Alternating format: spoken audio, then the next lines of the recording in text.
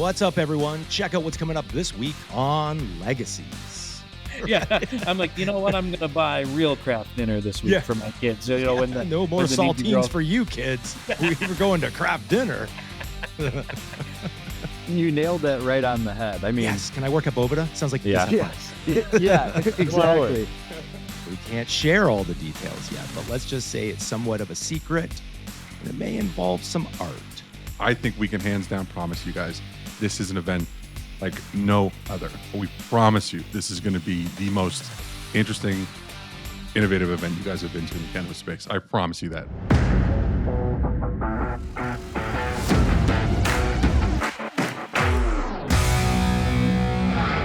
Hey, what's going on, everyone? Welcome to Legacies. I'm your host, Tom Ritchie, joined by Wesley the Wizard Bowles. Wes, good morning, Mr. Stokd. Good morning. Yeah, I fucking love this sweater. Good morning. Good morning. I like that sweater. How the fuck did you get one of those and I didn't? Lisa, I got this. Lisa, I'll buy it. I don't care. I just need one. Yeah, I got this. Was there a giveaway? I can't remember. Oh, I think there was a giveaway we won. Yeah. That's right. There was a giveaway, and we said something about maybe choose another winner. And they're like, "Well, hold on. We'll wear it on the episode. We'll promote Stokd. We love Lisa. We love Stokd. Why not?" Yeah, it's sick. I love the gray one. I think I might want to go back and get a black one as well because they do it in black. So, nice. Love this one. You see, I'm wearing color. That's an odd color for you. Yeah, you're normally dark tones. You're up. Yeah. In the, yeah. Thought, well, why not? It's cooler. I don't know. I don't have a lot of color in my wardrobe. Yeah. One of these days, I think I'll switch because we're so busy. I'll switch to the power CEO entrepreneur wardrobe, and it's like the same of every shirt, the same of every sweater. You don't have to think about what you're going to wear. I actually don't put a lot of thought into what I wear. For anyone that's ever met me in person, I really don't. You know what that sweater color is, though? It's a Breadstack color. It is a Breadstack color. I didn't do that on purpose, but let's remind everyone that Legacies is powered by Breadstack retailers. It's probably time for an upgrade. Reach out to Breadstack to get you hooked up for your e-com. And they do have some beautiful, the more sites that I like Ryle will post and Ross doesn't post. Ross, get on LinkedIn, man. Get more active. But anyways, I always go in and I'll shop, check it out the site. They're just some super unique shops on there. It's looking. I love the filtering really and stuff that you see because one of the biggest things that I've complained about is filter options on these sites. And there was one that they did. Oh God, who was it? I forget who it was, but you can sort and filter by aroma. So basically your terp. And nice. I was like, oh man, that makes a lot of sense. But anyways, love the Breadstack team. They're always busy. We haven't connected with Ryle since he got back from, what was it? MJ Conversations or something like that. I have to see how that went. Yeah. I'm not sure we'll have Those US events are different. We'll talk about events in a little bit. How was, you posted through Slack yesterday for anyone interested, and I completely forgot, SpaceX. What happened? What's going on? They did test flight number 6 of Starship. It was another great launch. They actually, upon launching, the comms array at the top of the tower was damaged, so they weren't able to land the booster safely back at the tower. It was on the right trajectory and everything. The booster was fine, but they determined during the launch that because of that damage, they didn't want to risk landing this fucking 16-story rocket back down in this, having it crater. Which is what they've done previously. So they did. Yes, they've already done that. They've already. So what did they do with it then? They just soft landed it in the ocean. Oh, and then they'll go retrieve it. But the rest of the launch went perfectly fine, and they fired up their vacuum engines for the first time on Starship as well, and did another soft landing of the Starship top piece itself. In the ocean too. So. And the big thing there, Trump was there to watch it.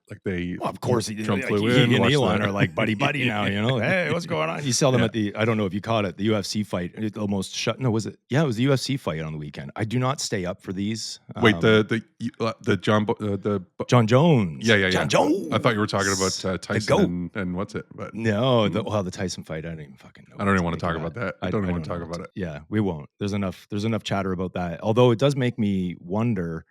Like, should Elon be launching anything with rocket fuel right now with what's going on between Russia and Ukraine and everything? Can we just pause? Can the whole fucking world just pause for one moment? Pause, smoke a joint, chill out.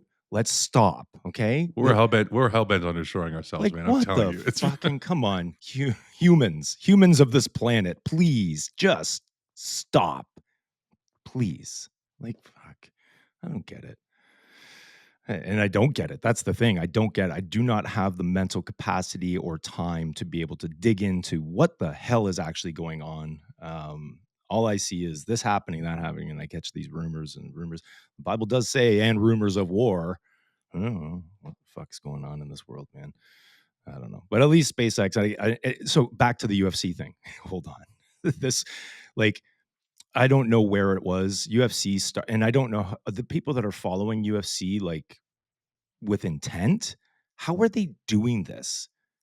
How are they starting to watch UFC events at 6 p.m. on a Saturday, and the main cards don't even come on until, like, they're supposed to start at 10, but like John Jones fight, I think it started just before 1 a.m. And that was New York time. They're at Madison Square Gardens. Yeah. And I'm thinking, if I was a fighter, the last thing I want to be doing is fighting at midnight or after midnight. But so during the main card, it was somewhere in there. Maybe it was just before the main card events. Trump, Musk, who else come in and basically shut the arena down. Like, all attention's on them. And, of course, Trump comes in and he's like, "Hey, Joe, buddy, what's going on?" Blah. He's pointing, he's doing this thing. I don't know. He's always been a fan. So it's not like he's just showing up to be like, look at me. Right. Yeah. And I'm still hot and cold on all the politics in the US. So I'm like, I've never seen a president or president to be, and I guess he is a previous president, like, be so fanfare showing up to events. Like, Never a dull moment. Never a dull moment. It's so strange, though. But there was this weird character. I don't know who the fuck he was. He's one of his cabinet people to be or something like that. And he's kind of in there and he's like pointing at Trump. And I'm like, buddy, who are you?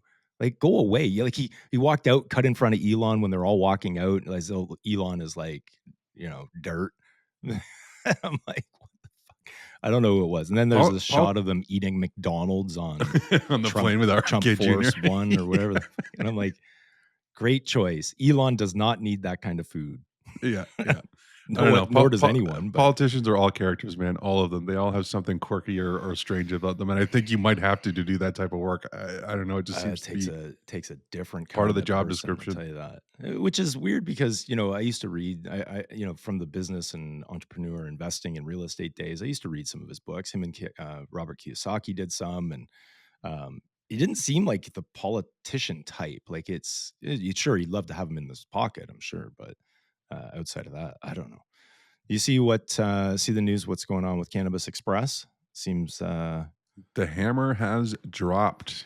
Well, we've got Chris Jones coming up on a fairly soon episode, I think. And one of the topics we're going to touch on, and we told him when we met with him, is we want to discuss what's going on here, but it seems that they had dropped the appeal. And I don't know, after talking to Chris, I don't think it's so much that he dropped the appeal because he didn't feel that he would win. I think he's probably just fed up with it. He's probably or maybe the amount of legal expense that would be included. I don't know. We're going to dig into that. What are your thoughts in general? I actually commented, there was something about it. I think it was StratCan had the post on Instagram, and I commented, because there's all the chatter. And I'm like, listen, all the data being supplied through these data programs are shit. Like, let's face it. They are pay-to-play models. At the end of the day, they're pay-to-play. Now, the AGCO, as the regulator in Ontario anyways, and other provinces do this, they've created a means to do this, okay, for pay-to-play and data deals to even exist. There are gray areas in there, right? It's not super clear. So at the end of the day, though, the data's got to be garbage. Right. I mean, I know it's garbage. We've talked to many analytics companies. It's a pay to play model. So let's quit dancing around the fact that it's anything other than that.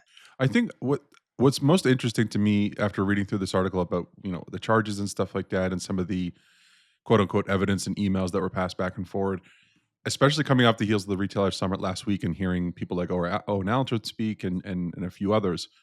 There's a quote in here about what supposedly Cannabis Express team told their retail employees when being asked by a customer, "Hey, do you stock this brand? Why don't you stock it?" And they were supposedly asked to check whether that customer is on a data deal. If not, to just tell the customer that we just don't have it at this time. It's not really something that we're stocking, Right. whatever. I just find that crazy to me that customers would come in, ask you about a brand, be interested in a product, and you're prioritizing those with a deal. And again, it goes back to what Owen was saying, that most of these guys on these data deal programs are operating at a loss Mm. if you take away their data deals. So it's like, it's ass backwards to me. It doesn't make sense. Sure, you're getting money for these data deals. That's keeping you afloat. But if the only thing keeping you afloat is these data deals, then Yeah. what's the point of being a business for customers? I don't know. It just seems ass backwards to me. Well, I mean, it's not the only industry this happens in, right? No. And I'm not going to use it as, oh, it's okay. It's, for me, it's disservice to a customer or consumer, right? If you're only recommending products, and I don't think it's as black and white as that, right? But I do think that the customer is the one that's suffering in this case, which is why I will not shop any big box, because I know for a fact the vast majority of the products that are on their shelves are paying to be on those shelves, which means they're going to recommend those products. So even if I am trying to source, something craft or, whatever, these guys don't make it on the shelves, right? Support indie, like just support indie. Yep. I'm not against, get this straight with me, okay? I'm not against High Tide and Canna Cabana and Value Bud. I just won't shop there, right? I don't shop at Walmart. Sorry, Walmart, but I don't. And there's nothing against the people that do. I have nothing against the individuals that shop Value Buds or shop Canna Cabanas. But I'm all about support local as much as you can. I'm all about supporting indies. These guys are struggling. The rules are against them right now. They're not in their favor. So, just clean it up. I can say this: I can't blame anyone for participating in a data deal either, especially given the context of the industry and just trying to survive. Someone approached me and I'd be like, I get it. And I understand cancel kickbacks and I understand Owen's point of view, and it makes a lot of sense. And I think he's doing things a lot differently, but not everyone is sophisticated as Owen and individuals like him. And some of them are just, livelihood, life savings. They're all tied up in this. So, I mean, I get all sides is what I'm saying, right? Yeah. And I have to wonder now has precedent been set here now? Is this question? There was always questions why Cannabis Express, when there are clearly bigger LPs or bigger retailers doing this, and there's obviously probably a couple smaller ones as well. But I think, in my opinion, maybe Cannabis Express is that medium ground where there was enough records, or not a mountain of records that the AGCO would have to go to compared to one of these larger retailers, but it was big enough to be big enough news that it would make big enough impact. And I'm wondering now, if now that the process has been done, this precedent has been set, we're going to see more of this now, because the AGCO, what was the original fine? Do you remember? Was it well, I know there was a $250,000 $200,000 fine for an administrative penalty back in April, and then now this $100,000 fine for right. So that's what they settled on, I think. Right? Yeah. So. Yeah. But the AGCO had one inspector at the time, and you're right. You bring up a good point. Did they target Cannabis Express in this case? Because if they were to go to a High Tide, they would just bury. We've seen this, especially in the U.S. Right? Huge legal teams from large corporate, especially pharma, they just bury prosecution in documents. Right? And makes you wonder: is that what would happen? Is that why they chose them? Are they kind of middle ground? You bring up a good point, though. Is it precedent? The thing that I look at is it wasn't tried, right? So this case wasn't tried. So the AGCO don't really have enough markers, as far as I'm concerned, to understand, okay, this went well, this didn't go well. They can obviously look at it as, hey, this is a win. But they didn't go through the entire process. So it's hard to say. No, but I think now that the AGCO, what the AGCO has done with this is they've gone, okay, this took us X number of days, months, years to actually go through and study. Here's what we know we need to do on the next one to accelerate this, right? We know the records we don't need to look at, what we do need to look at, the windows we need to look at, kind of thing. They're able to, I think, hone down their process on what they're looking for and potentially accelerate this type of stuff. Yeah, it'll be interesting to see what happens. I don't know. I think the AGCO needs to fix the wording or writing within the regulations of inducement, and how this data deal process works. But anyways, we'll continue on that, because I'm sure it's not done. And like I said, we've got Chris queued up for, I don't know which. I think it's a couple weeks out. Maybe It's next coming week. up. Yeah, I'll have to check the schedule, but that's fine. Well, listen, it's we got through. We met Clint at Cannabis Cartel. We've been working with them. They have now joined the High Flyer as a brand partner, and their swag collection is live. And I asked Clint, I said, "What do you want to do?" And he's like, "Let's do a giveaway." So we're going to do a Cannabis Cartel swag giveaway. It's getting cooler, so I think we could probably do a nice hoodie. Cannabis Cartel has some fire genetics that they are putting out to market. So you just go through the standard. Comment, like, share. Yeah, love it.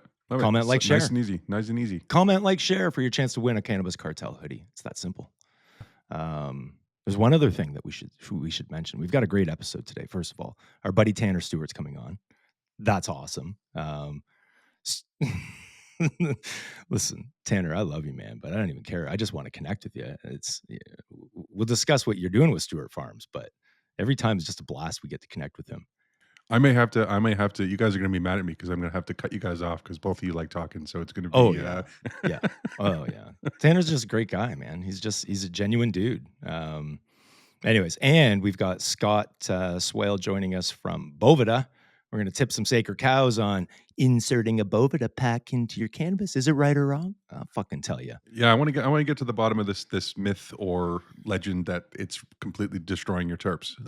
Is what I want to find out more. Well, about, our boy JV, he brought, what was this, 4 weeks ago or so? I think he brought something up and he said, "Listen, I don't know what your thoughts are. I'm going to get slayed on this, but Boveda packs for me, they work. They make sense, right?" And I tend to agree. Stealing terps and all this shit, come on, sounds like a smear campaign to me. We'll see. We'll find out. We'll see. We'll certainly see. But listen, everyone, the time has come. The time has come for Legacies Podcast and High Flyer Media to enter the event space. Mark your calendars. May 10th, happening in Toronto. We don't have all the details yet. We can't share all the details yet, but let's just say it's somewhat of a secret, and it may involve some art. Is that teasing too much, Wes? No. That's pretty good. I will say, I think it's important to mention, and this has probably been said by every person who's ever run an event in this space, but I think we can hands down promise you guys, this is an event like no other. We promise you, this is going to be the most interesting, innovative event you guys have been to. It's going to be different than anything that's been seen so far. Opportunity for brands to connect with not just the industry but consumers. We're going to blow it out, man. We're going to do it the way Legacies does it. That's how we're going to fucking do it. Anyways, mark your calendars, May 10th. If you want to be involved, hit us up for a preview. We can connect. We can talk about it. But you're going to want to be there. Get your flights now. If you're East Coast, if you're West Coast. Oh, am I spoiling it too much? Dropping there too could much be info. A battle. Dropping there might too be much a info. battle. Oh. Anyways, like we have, time to plan events too. Yeah. We'll figure it out. All the pieces are falling into place here. So it's going to be exciting. Anyways, looking forward to have Scott and who else? Someone else is joining him. Director of Innovation is Brian. I think Brian Rice. Brian Rice is joining as well. So we've got loaded episode. We're going to have them right when we get back. Breadstack e-commerce. It might be time to upgrade. All right, welcome back, everyone. We're joined by Scott Swail and Brian Rice of Boveda. Gents, welcome to Legacies. Thank you, Tom. We're excited to be here. Very excited to be here. Well, it's great to have you. Let me just first say that this episode is not being sponsored by Boveda. So what you're about to hear has no financial values to it. I'm a huge fan of Boveda, and I've made it very clear for a long time, even in my legacy days. But anyways, gents, it's great to have you here. I want to tip some sacred cows today, and we're going to get right into that. But first, Scott, I see that you've got a picture of me on your back wall. That's nice. Yeah. Although he's thinking. Yes, exactly. That's Banksy. Do you know Banksy? Of course. Oh, it's a Banksy. Nice. Is that an original Banksy? No, definitely not. How rich are you, Scott? Yeah. Oh, that would be epic. Epic. No, followed his work for a long time. That's awesome. But cool. Gents, first, where are you joining us from in the U.S. today? Yeah, both Brian and I are located in Minnesota, which is where Boveda was founded. and is currently headquartered. So we've been here in Minnesota for almost 27 years. Wow. Brian's actually at HQ at the office. He's got that cool big logo in the background. I'm at home at my home office. So Yeah. we got snow. First day of snow in Minnesota. Yeah. Damn. Ooh, Yeah. Man, I thought for sure we'd get hit before you guys, but oh well. It's You guys crazy, get it. right? Minnesota gets it. You guys get a lot of snow, don't you? Yo, we get a ton of snow. Yeah, we consider ourselves Canadians essentially. So yeah, we're not too shy of snow and cold weather. We embrace it and really enjoy that. So Yeah, long winters, man. Really long winters. I'll give you the Canadian test. Brian, I'll let you answer. What do you call those furry? Oh, I got one here. These types of things. What do you guys call these? I call those a hat, but my wife is Canadian. She would call that a toque. Thank you. There we go. You know what always screws me up though when I'm trying to type it in and like I just throw words at the computer now and even my iPhone, right? I just throw words at it. I was like, you fix it, assistant. Like you figure. No, I didn't mean that's not how you spell my name, but I'll try and put toque in it. It has no fucking clue. No clue. No clue. How do you want to spell this? Anyways, oh, that's so funny. is great because as I said, and thank you for hey, listen, my guitars are happy. Which I had no idea. I had no idea, Boveda. I got ripped off, I think, from the musical instrument place. I won't mention the name of it when I got my guitar, but Scott's like, oh, yeah, we make these beautiful guitar humidity packs. And I'm like, what? What are you talking about? I bought a brand new guitar and I didn't get one in it. Anyways, they're happy. I appreciate that. Yeah. No, there's so many uses for our product, and I think that's obviously one of the more fun ones. We're in a lot of passion industries. Obviously, people are very passionate about cannabis. People are passionate about cigars. People are passionate about musical instruments. When you're spending, upwards sometimes $20,000 on an acoustic guitar, yeah, you better that wasn't take me, care of it. By the way. Right. It wasn't me. I'm in the cannabis industry. Okay. Yes. At least on this side of the border, there ain't a lot of money in the cannabis industry. Right. There was legacy days. There's a lot more legacy days. But anyways, gents, there's a million places that we can start. But first, let's start with, obviously there's competition that's entered the market. Boveda is the long-lasting brand that has been humidifying product for quite some time. So let's maybe start on the history of the company, right? Help people understand, where were you guys before cannabis? What were you humidifying before cannabis came along in the grand scheme of regulations? Yeah, no, that's good place to start. Two of our co-founders who really from the business side were cigar enthusiasts, lovers,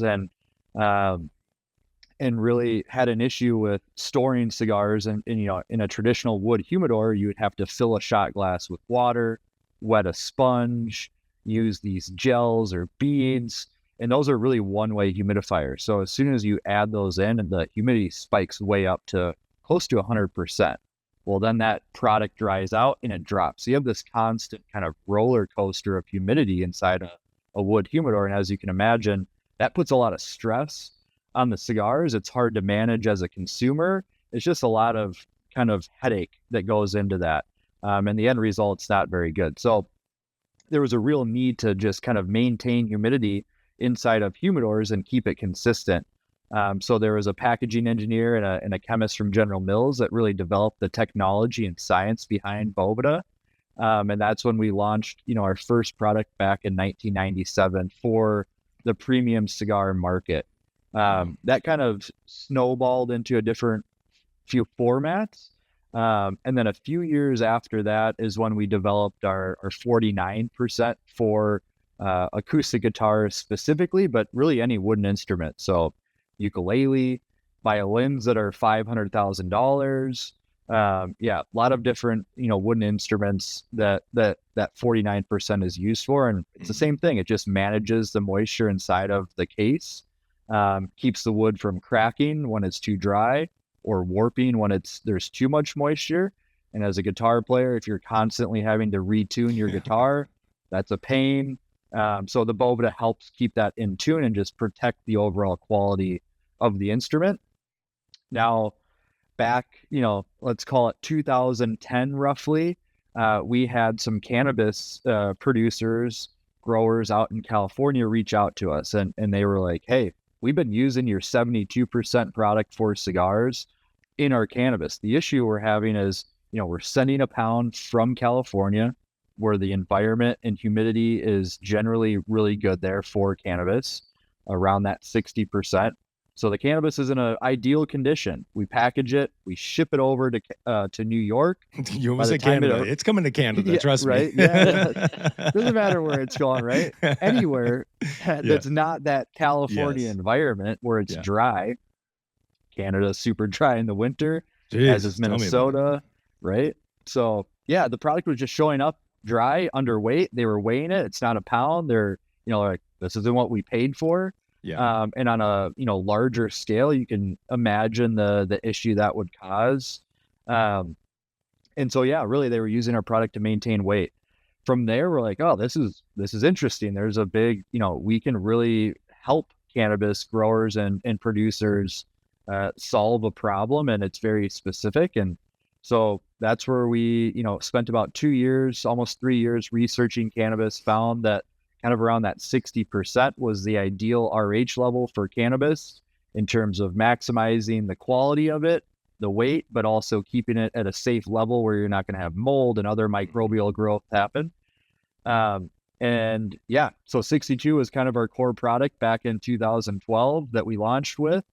A few years after that, we came out with a 58, just kind of another option for people. Something slightly drier. A lot of people that roll joints or produce joints and pre-rolls like our 58. So yeah, that's kind of how it all came about. We didn't seek it out. They seeked us out, and it's a good problem to have. Solving problems without even looking for them. Exactly. Yeah. And it's been really fun. I think Boveda's done a very good job of, hey, we don't just create a product for the cannabis space and leave it at that. It's like, no, we jumped in head first with both feet in, and we've done a ton of research. I mean, we'll dive into that here shortly, but we've done a ton of research on our own. We've had, again, third-party labs and brands do research on our behalf. We've encouraged brands to do their own testing and research to prove this concept out. And so we're very committed to the plant and what Boveda does from a quality standpoint, and just really furthering the industry and making it more legit and fair for everyone involved, consumers and the brand. Yeah. So it makes a lot of sense. I mean, humidifying or controlling humidity in various products has been around for a long time, right? Especially in food. I want to get to, stealing terps and all this bullshit that we've heard about. And I'll call it bullshit because, I mean, I would know. As a previous legacy grower, I used Sea Vault. Congrats on that acquisition again, right? Thank you. Use Sea Vaults and I use Boveda because it just ensured the product quality was going to be there when it came time to pop that lid and move that product again. But I do wonder, so 2010, you said 2010 was about the time that you were approached, and cannabis legalization, at least for medical use in California, was a thing at that time. Was there any question from the founding team at that point going, ooh, cannabis, it's still illegal. I don't know if we should be associating our product with that, even though we know they're using it. We'll just make it. And if they just happen to use it and put it in their bags of cannabis, then so be it. Was there any, you know where I'm coming from, because I look at the metas and all these other fucking tomfoolery going on out there, but it would be a conscious business decision to go, okay, we're making a product that is, air quote, specifically for this. Was there any contention at the time? Are you aware of anyways? Yeah, there definitely was. I think, there was a lot of debate like, oh, okay, this is new. Again, it's not something we ever thought about when we were developing the product and forming the company. But there is a real need, and Boveda's goal at the end of the day is to protect people's passions, and people are passionate about cannabis, whether it's from a medicinal standpoint. Yeah, you found relief through this natural thing that you don't have to take opiates or something else. Big Pharma likes to listen. Yeah, we're not scared of Big Pharma. We're not scared of Big Pharma. But it's like, yeah, so the people are passionate about their medicine. but people are also passionate about their, their recreational adult use, whatever you want to call it. Yeah. And so, yeah, I think really what got us excited at first was the medical side. Like, okay, our product has a very large impact for a medical patient and grower. And so let's kind of dip our toes in here, see what this is all about. Funny enough, we started receiving pictures from friends and other people in the industry that were watching like Cops or live PD on TV. And they would pull out these turkey bags, throw them on the back of the cop car, whether they dumped it out or were looking at it, and you'd see the Boveda pack in there. And we're like, okay, this is people are doing this. Yeah. So like, we got to kind of take a stance. And I don't remember what year it was, but, we first started like we called it herbal. We had a, herbal, Boveda herbal which was for cannabis. And so part of that was our hesitation, but also like Facebook and Instagram and like, what could you say and not get in trouble? And so we were kind of playing with that a little bit. But yeah, a few years after that, it's like, we're in this and we're going, like I said, we're jumping head first in and now, like I was just on the First Smoke of the Day podcast 2 days ago, and me and my colleague were smoking joints on there, and like, there's no issue internally with that. Mm-hmm. We're very cannabis friendly. Brian can dive into some of the testing we've done in-house, but that's the next question is, so, and I think we were just in a meeting the one day and I'm like, what state are you in? I'm seeing smoke billow across the screen. And I'm like, what the fuck? Because in Canada, it's like, no, especially Ontario, smoke-free Ontario, it's not allowed. But I was just like, I'm in Minnesota. Everything goes here, man, especially snow. But Brian, so how long have you been with the company again, Brian? It'll be almost 8 years. Next year. So almost 8 years. You originally joined as director R&D, but now director of innovation, which has some tie in there, obviously. When you had entered Boveda, was it? I mean, the product was working. What are we re-innovating? What are we doing R&D on at the time? But I've seen some of the products. I'm like, okay, this makes sense. But I want to hear it from you because, I mean, it sounds like a really cool fucking job. It is, man. I think, Stoddy mentioned this, is when you look at, or it's one of our core things is that we protect people's passions. And quite honestly, when I came on board, I had the pleasure, and I was very lucky to work with one of the co-inventors. Believe it or not, I think at that time he was in his early 90s. Oh, wow. But he showed me a playbook or a lab book, if you would. And these guys were testing everything, man. I'm talking soup, I'm talking sandwiches, I'm talking bread, anything. And I stepped back and I was like, man, at that time, I've been smoking cigars for many years in cannabis, but I never really thought about the best way to maintain the humidity and why that was important. And then my mind just opened up, and it was amazing. We were working on so many different things before I even came on board, and the beauty of it is that there's so much more that we can do. It's just we're following what our customers are doing and their passions.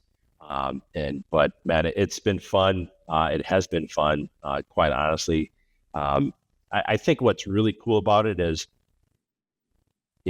we try to find solutions just to help people protect those passions.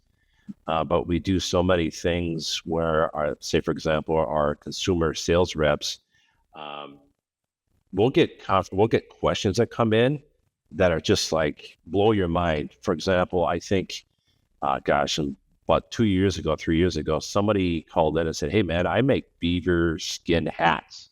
They're all customized. They're $500, $800 hats. But guess what? I size them to their heads and then I ship them out.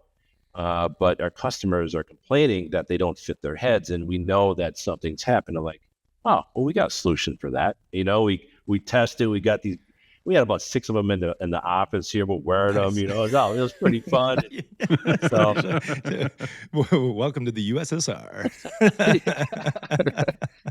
Alligator eggs was another, probably one of the more unique ones that came through my desk. Someone was like, "Hey, I'm hatching alligator eggs," and I need to keep the humidity up. Do you have a product that will go inside the little, case that stores the eggs prior to them hatching? I'm like, this is crazy. But yeah. Well, Yeah. So what was your background before joining Boveda? Yeah. Brian? I got a degree in packaging engineering. Okay. Prior to coming to Boveda, I worked at General Mills. I worked at 3M. I was at Pepsi, and then medical devices, Boston Scientific. So I've got maybe, a little over 20 years experience. But my degree started in packaging, and then I moved into product engineering and product development. And then a lot of that was just kind of managing, just unique consumer goods. And quite honestly, man, when I was looking, I wasn't even looking, and then the job popped up, and I was like, man, I'm going from like large Fortune 100 companies down to a small privately owned company. I was hired number 11. Oh. And quite honestly, I was looking at Boveda, and I was like, man, everything that the markets that they serve are in the culture, like really hit home with me. I was like, man, I want to go do that. I want to learn more about cigars. And man, I'm a home grower and I smoke weed. I'm like, that's awesome, and I just start playing a guitar. I was like, this is weird, man. Something I can't ignore this anymore. For you. Yeah. Yeah. That's pretty wild. Help me understand, how does two-way humidification work? Like what is the science behind that? Because to me, I'm just thinking, they feel cool. First of all, these packs feel freaking awesome. I don't know what the hell it is. Some weird material asphyxiation that I've got there, but to be clear, we're asking for all the proprietary information. So yeah, all of it. All right Wes, now. we are recording on backup, and we have that in the cloud. Hey, the great thing is Boveda's patented, so we can share it, and no one can. Well, and I want to understand the differentiator, because there's been others, like I had said, I noticed that creeping up that others had entered the scene, and I'm like, okay, but Boveda's a mainstay for me anyways. And I think the OGs, and I'm not saying OG by me, but OGs, they just relate cannabis with Boveda and Boveda with cannabis. It just, the two go hand in hand to me. But how does two-way humidification work? Is it humidification? Is that right? Am I even saying that right? Okay. Yeah. What's the technology behind it? How's it work? Go ahead, Brian, if you want to dive in. Yeah, let me dive in. So before I answer that question, one thing that when you think about two-way humidification, a lot of people think Boveda, like a desiccant. No, a desiccant's one way, right? Desiccant's always trying to pull water in, just doesn't keep dry. On the flip side, humectant is something that just keeps pushing water vapor out, right? Once you achieve 99.9% before it rains, right? When you combine those two together, that's how you get a two-way controller. So overarching, or that's kind of like how I would explain it to people. But the two-way humidity control essentially works as we pass water vapor in and out through the membrane of our pouch. So say, for example, if you took a 62% pack and you place it into a container, it's going to give water vapor off into that environment to bring it to equal 62%. Or what it's going to do is pull that water in from the environment inside the container to maintain 62. It's kind of like, I tell people, it's like when you're at home and you set your thermostat to, 70 degrees, it's either going to kick the furnace on to get warmer, or it's going to turn the AC on to get it cooler. Very similar. It just, you set it and forget it, and it's just going to do its thing until it's completely rock hard and dry. Okay. So that's really what it's, go ahead, Scott. Yeah, no, just to further expand on that, it's a natural salt and water. So it's all natural food grade products. And the principle of using salt and water to achieve a specific RH level has been around for a long time. So labs for many hundreds of years have used table salt essentially in water to create 75%. And that's how they would calibrate. And that's today how they will calibrate hygrometers. You throw that table salt and water in with the hygrometer. If it doesn't read 75%, your hygrometer's off. And so really it's expanding on that same principle or concept. let's take different salts, different natural salts with different ratios of water and create different RH levels. And so that's how we have all these different RH levels. So your 62% and 58, we'll use different salts than our 72% will use, or our 49% will use different. So you can play around with it and then create these predetermined RH levels. And then it's like a scientific principle that formula will want to regulate to that percentage. So as Brian said, if it's below or above, it's going to extract or give off to reach equilibrium. Now, there's obviously a capacity based on the size of the pack, how airtight is the container, how big is it?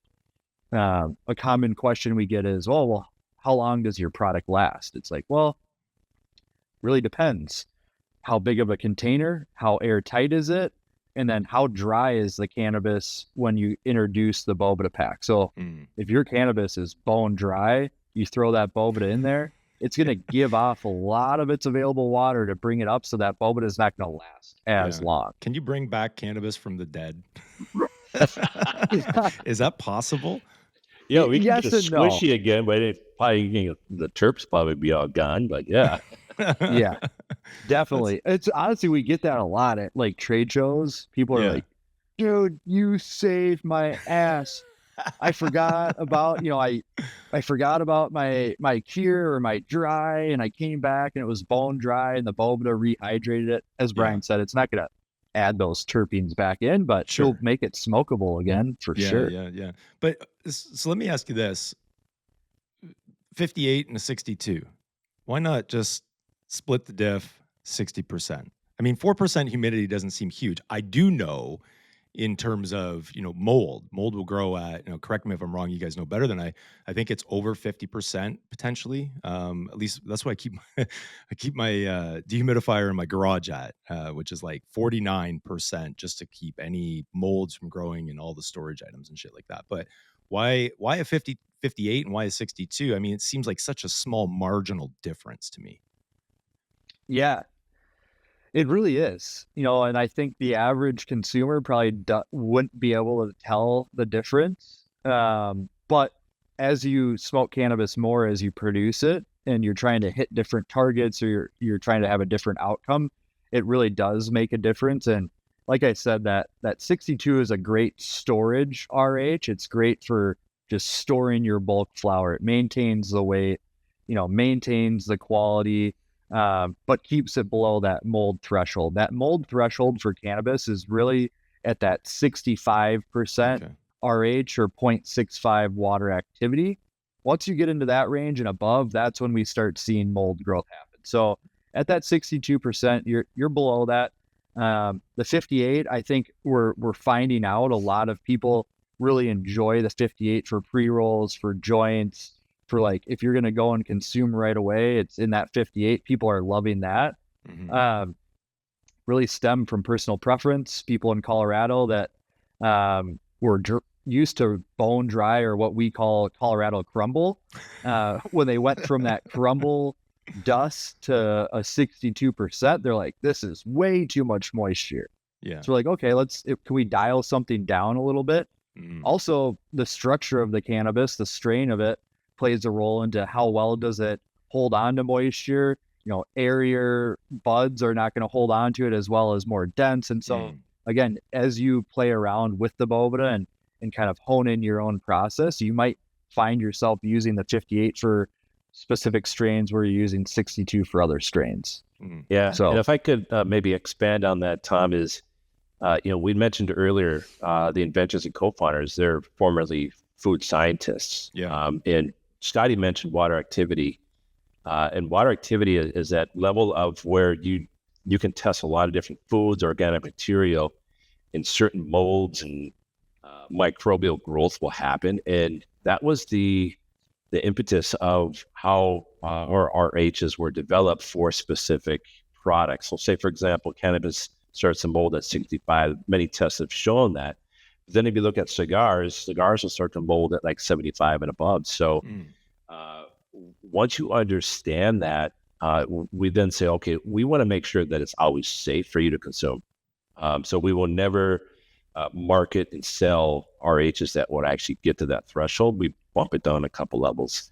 And you can take that with bread, you can take that with confit beans, a lot of different other organic materials. But then you look at cigars, or I'm sorry, you look at music. Now we're talking about something that's not going to mold, but now we're just protecting it for the lifetime of its use, so you can enjoy it. So what's the actual difference between the 58 and the 62? Is it the salt content within that membrane, or what's that actual? Unless that's again proprietary stuff, but I'm just curious what actually makes that difference between those two. Yeah, absolutely. So we have about 13 different food grade salts that we constantly are blending at different ratios to water to achieve those RHs. So it's not just salt water. We actually take water to its point of saturation. That gets a really good dilution, and then we add more salt onto that. So if you we're actually able to cut one of our packs open and looked at it, it would be very gritty. You could feel the salt coarse, granules in there. And that excess salt allows it to give off water and take water in and still maintain a really good, accurate level to what's printed on that pouch. So quite honestly, Wes, we use different salts to achieve those RH levels. That's wild. And this is really nerdy, but I think it's important to touch on is the unique and kind of great thing about Boveda and the saltwater solution and technology is kind of what Brian was saying, is it has the ability to take on water. So as it's sitting in a jar, if you have an excess environment of water, that Boveda is going to pull that in and keep pulling it in and maintain that level. So a lot of products can start at a specific RH level and say, hey, and print 62% on the pack. Well, if you would go and test that pack fresh out of the packaging, yeah, it's going to test at 62%. But as soon as these other technologies on the market take on any water or give off anything, it's no longer at 62%. So kind of a simple way to explain that is other products on the market become a product of their environment, where Boveda really controls the products that are in that environment or the environment around it. And that's what's unique. And we have, if people are interested in seeing some of the data and science behind this, we have the charts that show this, that show Boveda taking on water, giving off water, but still maintaining that 62%. And that's really what is unique about the performance and outcome of Boveda over other technologies. That's wild. We'll obviously encourage individuals to check it out. But Brian, I do have a question when it comes to, so working in that innovation, there's a lot of different products hitting the market. And obviously understanding cigars and, going back to there, certain aficionados has to be this percentage. It has to be this percentage. I know how crazy some of them can get. Maybe you're one of them. I don't know. But, now we're seeing mixed product, right? So, and by mixed product, I mean you have infused pre-rolls. Some are coated with keef, some have shatter, some have hash in them. They have, different mill grades that they're packing cones with. And sometimes they're not cones. Sometimes they're cigarette style or cylindrical. Does that change, or at least have Boveda in a position where you're thinking, okay, because I don't know, right? So I'm just asking from pure ignorance, is what, does your keef need to be humidified at this level, but your cannabis flower product needs to be at this level? Does it have you going, okay, we're gonna need to tackle this and figure this out now too? Just curious. Yeah, that's always on my mind, man. I quite honestly, I was just we're gearing up to make some old bubble hash here and start testing that pretty soon, because we know water is a culprit that you try to get out as fast as you can. Yeah. But quite honestly, as long as we can keep it safe and it doesn't mold, anything below that mold threshold is kind of boils back down to consumer preference. We did, and what I love about this innovation role is our CEO and our EVP looked at me and said, hey, Brian, we got to push forward on innovation, but we have to put our customers and consumers first, because they're going to tell us what we need. So we, 2 years ago, conducted, believe it or not, a smokability test. We were pulling a big old trailer around Sacramento, smoking joints with individuals and asking them what do they prefer, a wet joint 62, or we had 50% a drier one. Okay. And quite honestly, it was all over the board. But some of the nuances that we found is that based upon how dense the weed is, how fine or ground it is, or coarse ground, really dictates how well it burns. And obviously drier weed will burn faster, but it burns more consistently on a joint. Right. The wetter it is will burn a little slower, but you might get better flavor, and also maybe a cooler smoke, not as harsh.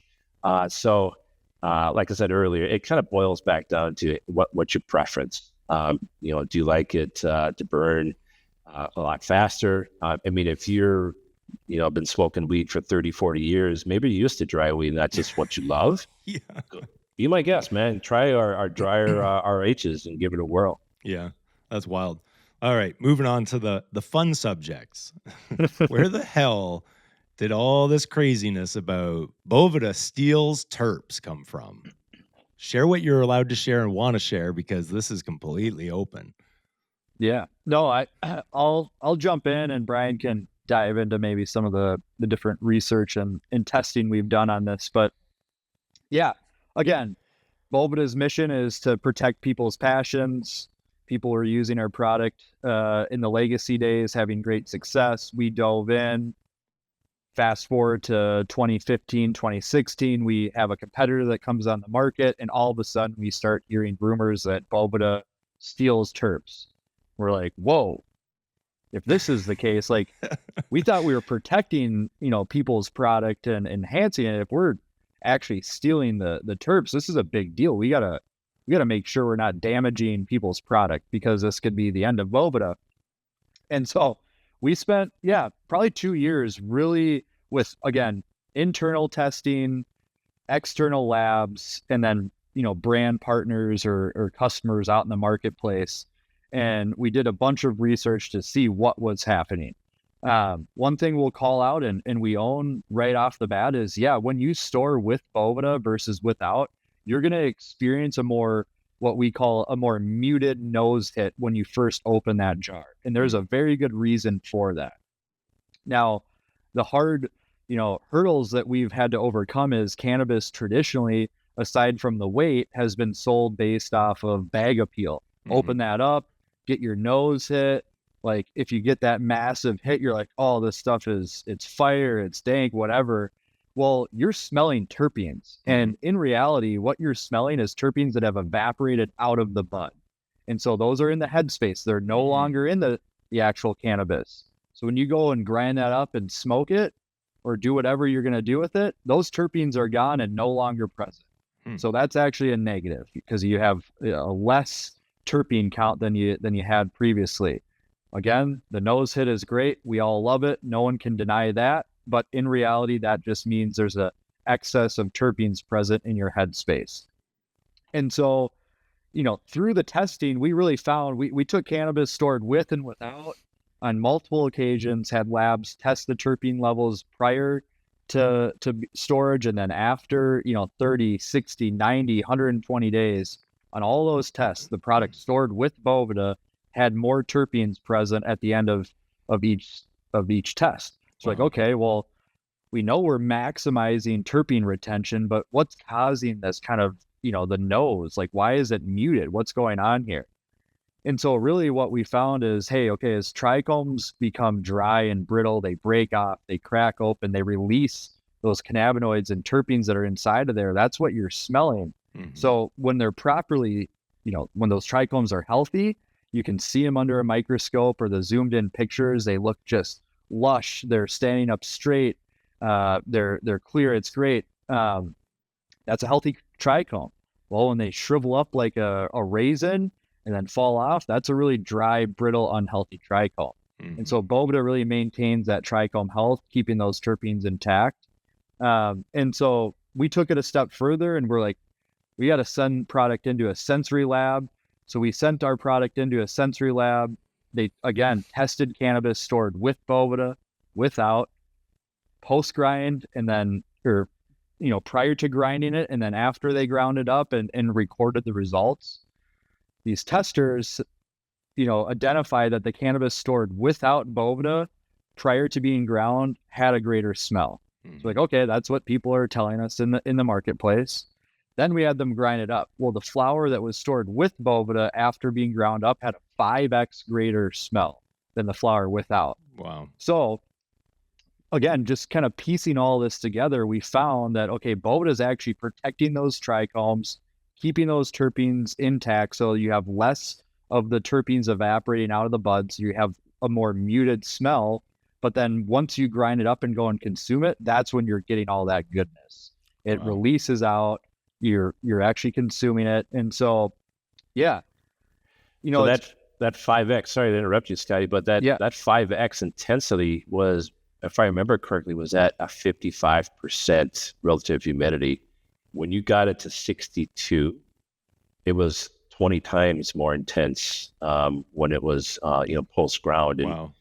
it was kind of, it opened up my mind, quite honestly, is that, hey, I didn't know there was super sensory people out there, right? I mean, these individuals work for companies that make garbage bags. They, go out and do stuff for the EPA and put regulations out. But it was really astounding to me because I was thinking to myself, like, what other products do this right now? I was thinking, and for some reason, I think I was eating lunch and I had an orange. And I'm smelling an orange. I was like, oh, okay, that smells like an orange. But when I peeled it with my hands, it was like my hands smelled like it. It was so much intense. Maybe that's what's going on. It's the same thing. It's like you're protecting it till the time where you're ready to consume it. And boom, now you get the full experience of all those terpenes. Yeah, you just completely changed the way that I think about it. One, I always, was behind Boveda, and I thought, yeah, there's no way. But having the release of those terps because of the degradation of the flower makes total sense as to why there is that air quote bag appeal. And also why I've been disappointed in so many cases where, you source that flower and it looks incredible, right? You open it, it smells awesome. And then you break it up or grind it up and you're like, where is it? What happened to it? So this makes total, and it's not, I'm not trying to pump the tires for Boveda. It's like legit. I'm going, okay, this makes total sense. But then because we hear this a lot, right? Properly cured does not require humidification. To me, I've always just looked at it and went, bullshit. There's like, if you've taken the time to dry it, cure it. And I mean, these individuals that go like, the 60, 90 day cold cure, why the hell would you not want to? That doesn't mean you're locked in foreverness to me, right? You've brought those trichomes to the perfect state of consumption where the flavonoids are going to be where they need to be. The terpenoids, you've allowed all the off-gassing, all that bad shit to get out. Why not?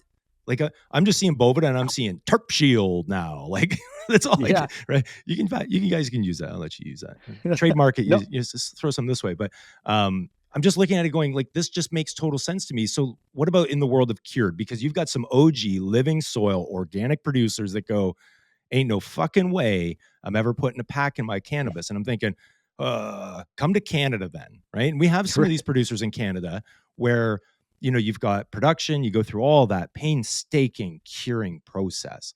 And then it has to make it into a pre-roll potentially, but let's just say a packaged product. Now it's got to go to wholesale. Then it's got to go to distribution. Then it's going to sit in boxes. And by the way, people, cardboard boxes also sap humidity in a big way. Have you ever touched any, right? After handling cardboard for a while. And I'm just thinking like, why would you not want to protect it? There's this horrible sense amongst the OG individuals, some OGs, not all of them, that they're like, no, our product never requires that. And to be honest, I'm somewhat disappointed when I know I've got a great product that came from an awesome OG producer, a legacy guy that has now made his way into the legal market. And I get this bag and I'm like, where the fuck's the Boveda pack? Like, why would you not protect this? Like, I wanted to try that in the same state you intended for me to have it consumed.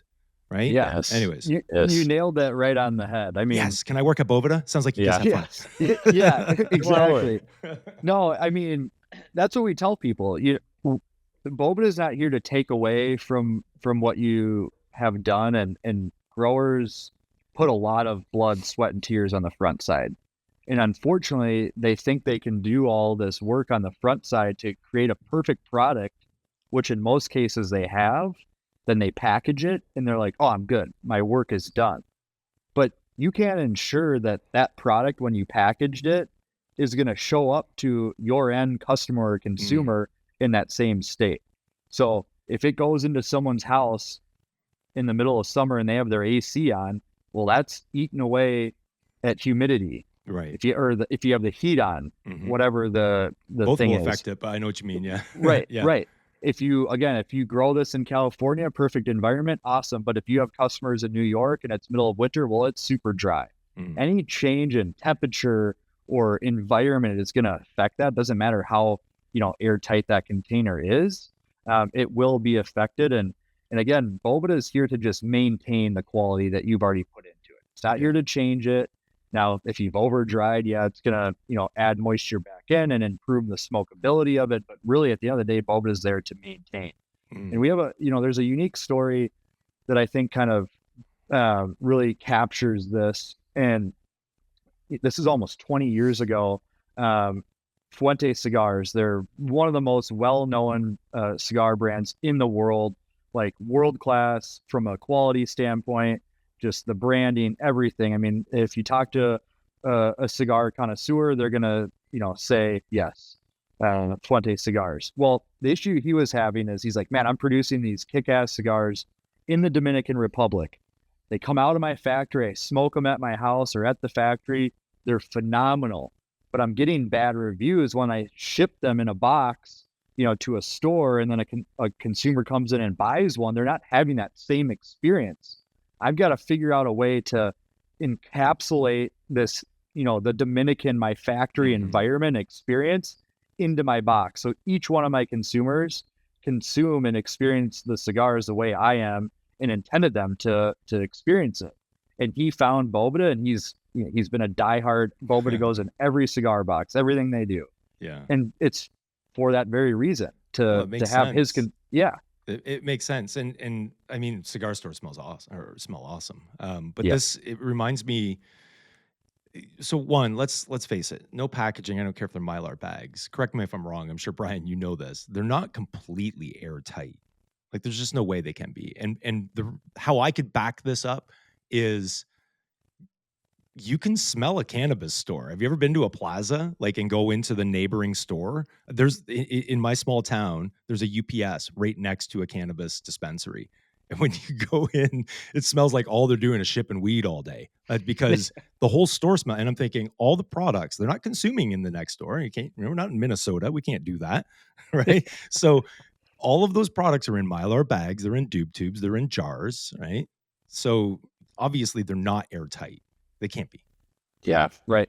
Yeah, they're not. And we've had the pleasure of working with a lot of great cannabis brands. And when I came on board, one of the things that we offered as a really unique service to these brands is that they would send their packaging to us, and we would test them in the lab, and we would come back and give them good recommendations of how long it's going to last, what you can expect, and then the packaging guy in me deep down inside, it was like, hey, and by the way, I can connect you with some good, material suppliers that can help extend the freshness of your cannabis. So, what it kind of boils back down to is, you would just want to maintain that quality, right? And if you're a grower and you have that quality, what good weed tastes like, and you want your customers and your end users to experience that, why would you not, invest a little bit of energy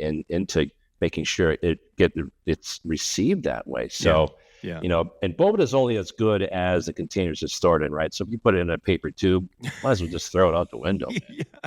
It makes sense. But I think don't get me wrong, I realize that the U.S. is a very competitive market when it comes state to state, right? The MSOs are trying what they can, but in Canada, it's very difficult, right? Because by the time you influence your end consumer and understand that customer buying journey, you want them to be an advocate.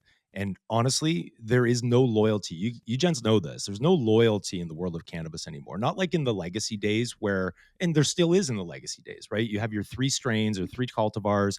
You're putting them out. You're pumping them out time after time after time. And you have repeat customers, right? You've won them over. They're an advocate. Especially the ones that are buying packs and they're splitting them up and dispensing across the rest of the country. But outside of that, in this customer buying journey, you finally reach them because, and I think you're aware in Canada, the marketing regulations are such there aren't any means, well, I won't say any, but very limited means to be able to market to your end consumers. So then you're reliant upon your bud tenders and your retailers for the distribution and pumping up your product. So let's say I get a product. I've got a bespoke product. I'm a craft grower. I've cured it. I've gone through my 90-day cold cure. Would you not want, and I already know the answer, but would you not, well, this is more for the broader public, would you not want them to experience that product as you intended so that they become a repeat buyer or an advocate? Because to me, and I've done it a million times, Wes is, and I'm sure you guys have too, try a product, it either hauls like shit, it's dry as hell, it doesn't smell good, and you're like, on to the next one. What was that brand again? Okay, mental note, never touching that again, right? Yeah. So to me, it just makes perfect sense that you would want to control the humidity throughout the entire journey until the consumer gets to consume it. Totally. I mean, that's what we tell brands all the time. There's 100 other brands that consumer can go and try. So at least if they experience, at least they, like you said, you take that pre-roll out and it's dry and it's harsh. They don't even finish it. Yeah. No, they're not coming back and going to give you another shot. No. The bud tender already went through 30 or 40 other pre-roll multi-pack options when they were asking. So again, you have that one shot. It is really about building customer loyalty. I think that's really the hardest thing for cannabis brands to do is build that loyalty. And one thing too, we want to work with brands. We really believe strongly we can help brands, build customer loyalty, put out a more consistent quality product. And, one thing that if anyone's interested, like our Amazon data of how well our product does is, I think, speaks volumes. And, we've gotten feedback like, oh, consumers don't want Boveda. Well, Amazon says otherwise because we're selling millions and millions of units on Amazon every year. We're in Amazon's top 1% of sellers due to how well our product performs on there. We've got, over 100,000 reviews. We're over 4.7 or 4.6%. The nearest competitor of ours on Amazon makes up less than 3% of our overall sales on Amazon. Jeez. So it's like consumers like our product. Yeah. They're going on Amazon where it's the most expensive place to buy it, and they're buying it. And they're buying 62 and 58 cannabis consumers. So as a brand, you have an opportunity to put in Boveda, improve customer loyalty, maintain quality or improve quality wherever you're at. And consumers are going to be happy. They're already going out and buying our product and having to put it in there after the fact. Why not put it in there? Put it in ahead of time. Yeah. Right. And it's interesting, Tom, man, with all these companies I work for, and I did a lot of consumer research, and there's one thing that you always want to get is when you release a product or somebody tries a product for the first time, they call it the first moment of truth. At that moment, you're going to make a decision, either A, I love it, or B, that's gone, I'm never going to buy it again. Yeah. So that's when, and if you get them, then it's a repeat buy. That's a great point. And I think for myself now, again, is when I open a 7 or a 14 gram SKU, I have an expectation to see a humidity pack in there. In bonus points, if it's Boveda. I mean, I don't know how well the other ones work. If they do at all, I'm sure you guys would blast them. But again, it's look at Amazon data, right? It makes sense. I was always trying to source. I remember there was a certain point that became very hard to get in Canada. I think it was around 2016, 17. It was tough. Don't know why. Quick question on the Sea Vault, and then I want to understand the future of Boveda. So the Boveda or the Sea Cans that I used to work with, I never noticed that they had the humidity insert opportunity at the top. Was that always there? Or did you guys, when you acquired Sea Vault, put that in and go, no, we need to have it there? No, that's always been there. So when Gary and Ryan, his son Ryan, started Sea Vault, it was like, it really stemmed from Gary was a cigar lover, and he knew you put your cigars in a humidor, keeps them humidified, they're good. He was also a cannabis guy, but he's like, no one stores their cannabis in anything. I don't have like a product to maintain the quality. Yeah. And so he had known Boveda through cigars. So he's like, I got to create a product that is, world-class in protecting cannabis. And it also needs to have the engine. We call the C-Vault is the car, it's the vehicle, and then the Boveda is the engine or the gas inside that keeps it performing and working. And so, yeah, Gary came up with that on his own and saw a need to fill in the market and created a great product. So that's been there from the start. And then, last year, almost exactly a year ago, we acquired C-Vault and brought them under our fold. And it's been amazing. There's not only C-Vault, there's E-Vault for liquid extract. So if you're a producer, many of you know Christina Lake, they sell and ship all of their bulk extract in E-Vaults. They hand polish them and deliver them via mail to their customers. So yeah, really cool product that is specifically designed and built to solve a need and do something. Well, it's a smart acquisition. I mean, it's a match made in heaven, really. It's a great product. Just a quick plug. I mean, not just for storage. People are using it to make diamonds. They're decarbing in it. The list can go on, but we're talking food grade, high quality stainless steel.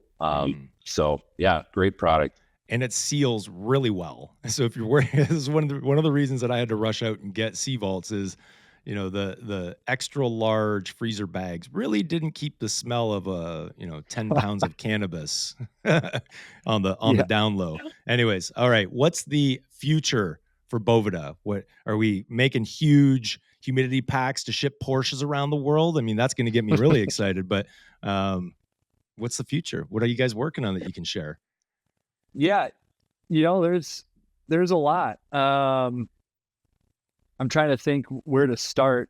I think as Boveda, we're innovators and we're always looking for new opportunities and ways to bring our product to consumers. So that might be different packaging formats. So, a smaller, more slim pack or something like that, a larger pack, whatever it might be. So we love hearing from our customers what they're doing, as Brian was kind of alluding to.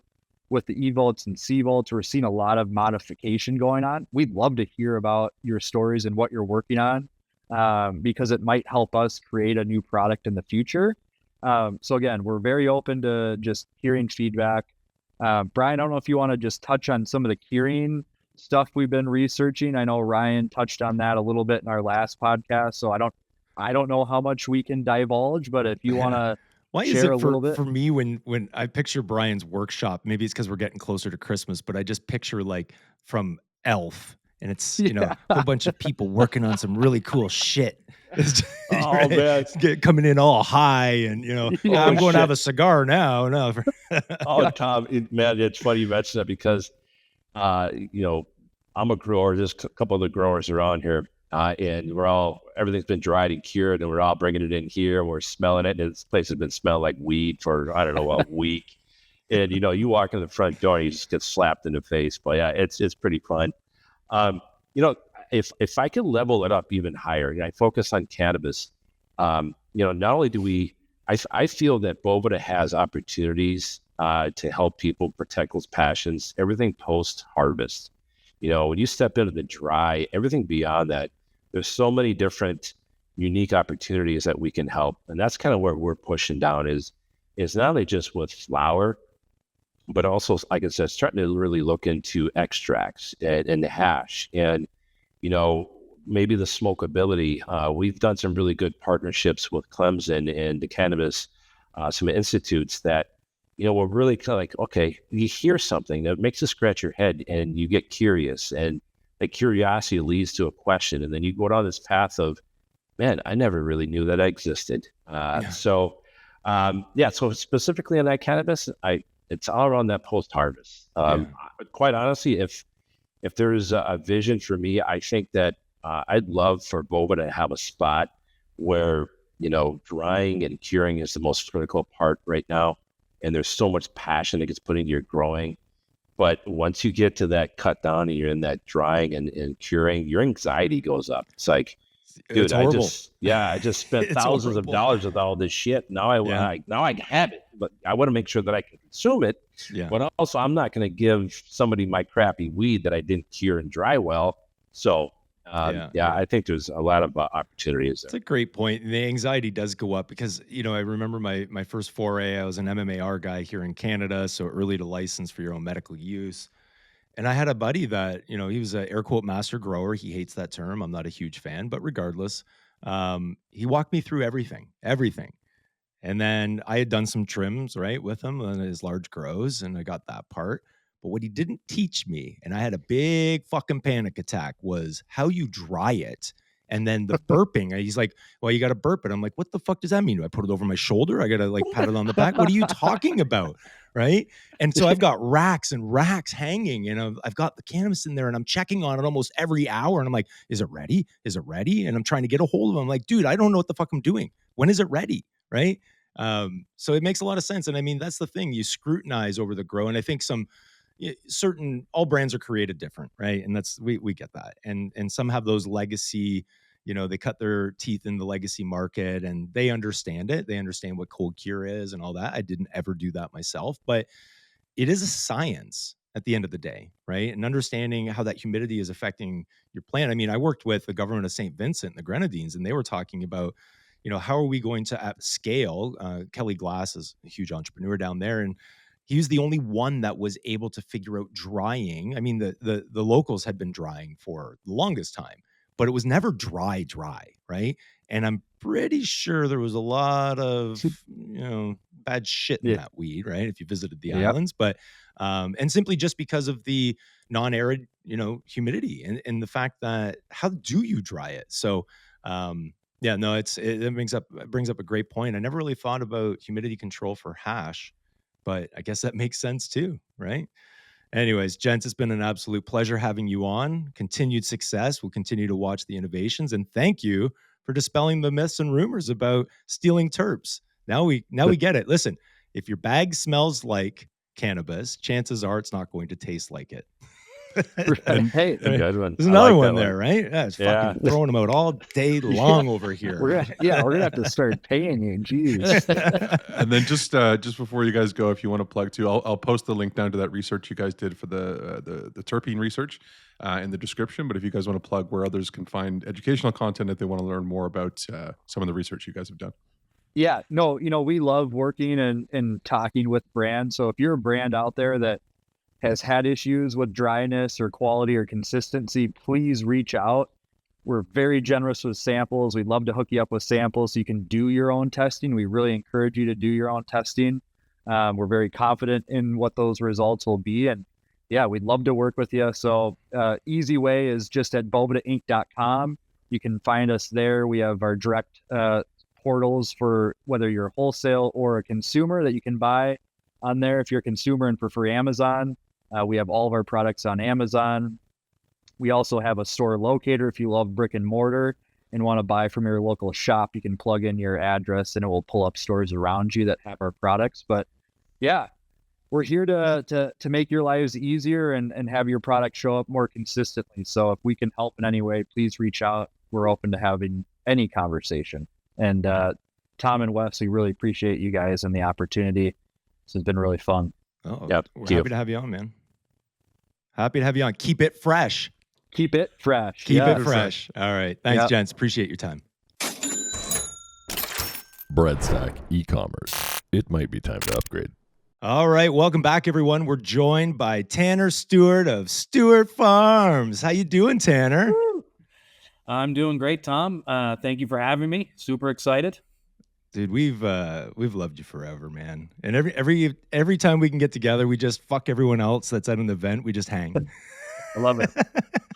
I love it.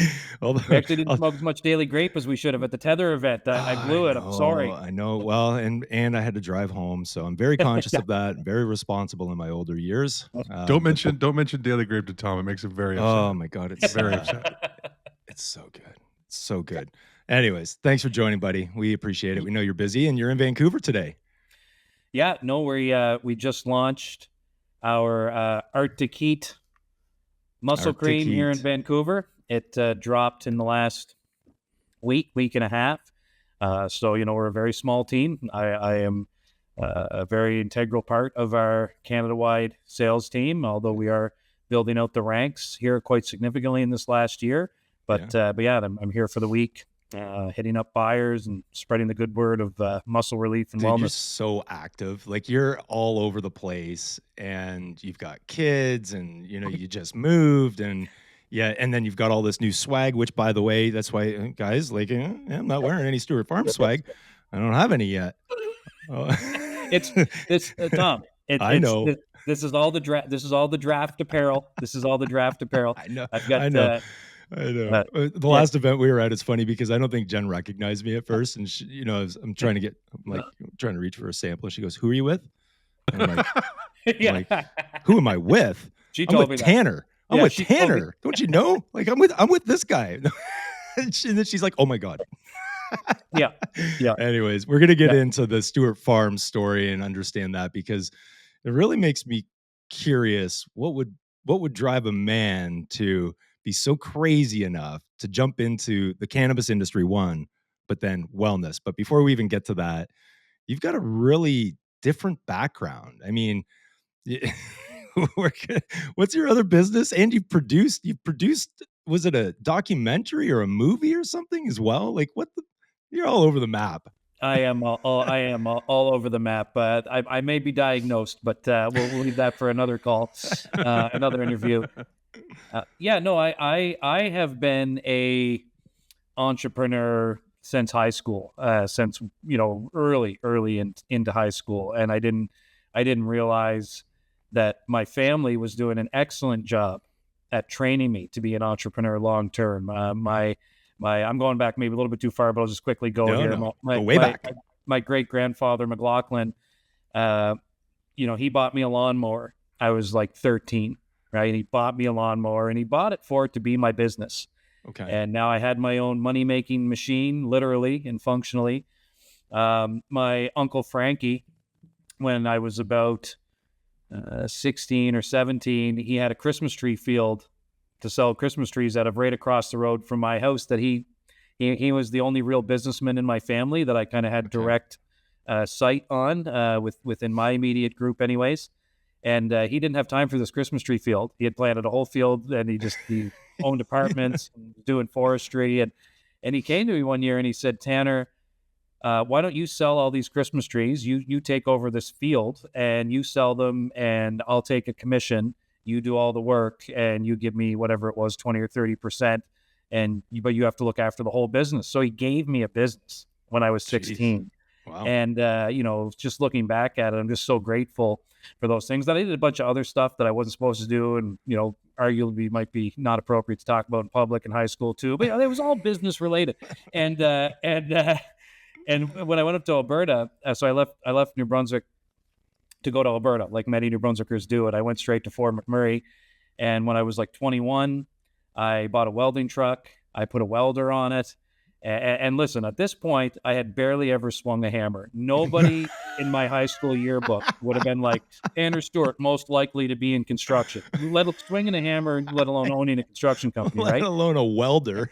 Yeah, let alone a welder. I was a theater kid, like theater, radio, student council, news, all that stuff. I can act like I know what I'm doing.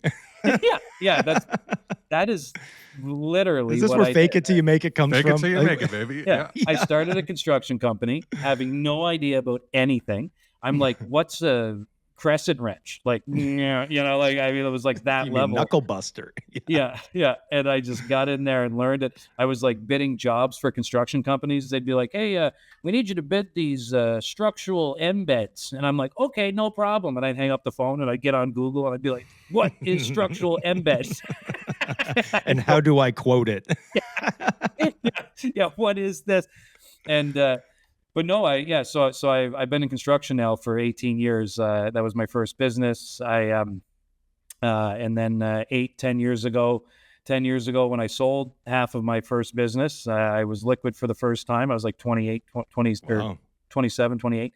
Yeah. And then I got into indoor agriculture technology, and it was, I built one of the earliest vertical farms in all of Canada. It was a 10-story tall leafy green aquaponic leafy green facility. So it was, the marriage of fish farming and plant production together. And roughly at that same time, I became the primary investor in a film called The Need to Grow, And The Need to Grow is a fantastic film. I recommend all of your audience members Google it, check it out. I'll send you guys a free viewing link. Actually, remind me after this podcast, and you can send it out to everybody in your mailing list if you want, and they can watch the film for free. It's called The Need to Grow, and it's narrated by Rosario Dawson. So anybody who's a Star Wars geek on here will know that's Ahsoka Tano now, right? In Star Wars. So she's the voice and the narrator of the film. And it follows three kind of entrepreneurial superheroes, what I like to call them, a 7-year-old Girl Scout, and she's fighting to get GMOs out of Girl Scout cookies. And then a physicist, a mad scientist, and he's out of Montana, and he's building this green powerhouse technology. He's kind of the mad scientist character, but he's trying to positively impact the world. And then this urban farmer, kind of a Clint Eastwood urban farmer down in Orange County. But the whole anchor of the film is about living soil. It teaches us about the importance of living soil to the world, and what living soil is, and how it's a carbon capture sink, and just really how the soil is connected to health of humans, right? And I always like to say, when I was in the food business, when I was growing lettuce and basil and kale, I would always say, you are what you eat eats, right? Yeah. And that's no different with weed. You're smoking what your weed eats, or you're ingesting what your weed is eating, for right? Sure. I mean, it all goes back to the soil, right? It all goes to the soil. So that film,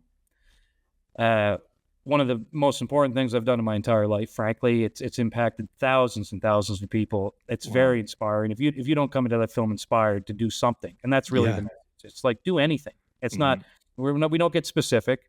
We just say, here's 3 people and here's what they're doing to try to make the world a better place. Yeah. And that film is an anchor point for me in life. It's just, and this is me, what Stewart Farms is, and what my indoor vertical farming company was as well, and what Stewart Farms is, because Stewart Farms came out of that. Oh, I just hit my mic. It really is just me trying to do what they're doing. It's me taking part in the mission of trying to make the world a little better, and trying to make people feel better, trying to do things that will positively impact, the environment, or have less impact on the environment while we're trying to help people. So that film's an anchor for everything I do. So was this a project that existed? First of all, very cool. I love the concept. Was it a project that someone had written that existed? They were shopping it, looking for investment and production, or were you involved in the writing of it as well? Yeah, I was actually an investor in one of the 3 main characters. So Michael, who's the mad scientist out of Montana, I had invested in his green powerhouse system down in Montana. And my son had just been born. My son was 2 months old or something like that at the time. And I get a call from Michael, and he says, "Hey, I've got these young filmmakers from California, and they're coming to Montana. They're looking for support to get this film made, and I'm in it." And so that was my son's first out of country trip. So I took my 2-month-old. We drove from Edmonton to Montana. We went to this event. I met Rob Herring, the director there, and he looked at me. We watched this sizzle reel, and the movie was at that time nothing like it ended up, because this was 3.5 years before the film got finished. It's a documentary, right? Yeah. And but when I watched it, I was blown away with the concept. And what sold me was Rob. He said to me, "Have you seen The Inconvenient Truth?" And I said, "Yeah, of course. I've seen The Inconvenient Truth. Everybody's seen that." He said, "Well, that's a movie about problems. And we are making a movie about solutions." And I said, "Okay, I'm in." That was the line that got me, because I'm an entrepreneur. That's the only thing I have time for is solutions. Like I never send anybody, I never give anybody a project, or I never ask anybody to do anything and want them to come back to me with all the reasons why we can't do it. Right? I want to hear all the reasons. The age old, right? Don't give me problems, give me solutions. And we say that, and it comes off as asshole-ish sometimes, right? But it's, when you think about the bottom line of it, it's, we want you to use creative thinking. We want you to understand what the scope of whatever it is we're working on and start firing those neurons to think outside of what you would normally see, right? Totally. Anybody Yeah. can figure out a million ways how to not do something. Yeah. Ask my kids. Just ask my kids. Can you do this? Well, I've got all of these things to do, which is what? Stare at your screen. Oh, okay, I get it. Yeah. Well, so he got me on that line. I became the main financer behind the film, or one of the primary financiers. And then 3 years later, I get a call. I'm in New York. I'm in New York at a United Nations conference for my indoor vertical farming event, and we were, it was a sustainability kind of conference or whatever. A bunch of Canadians were invited down there, and I get a call from Rob, and I'm wondering, like, when's this film coming out? Is it getting made? Like, we're any 3 years producer, later. are we ever going to finish? Ever?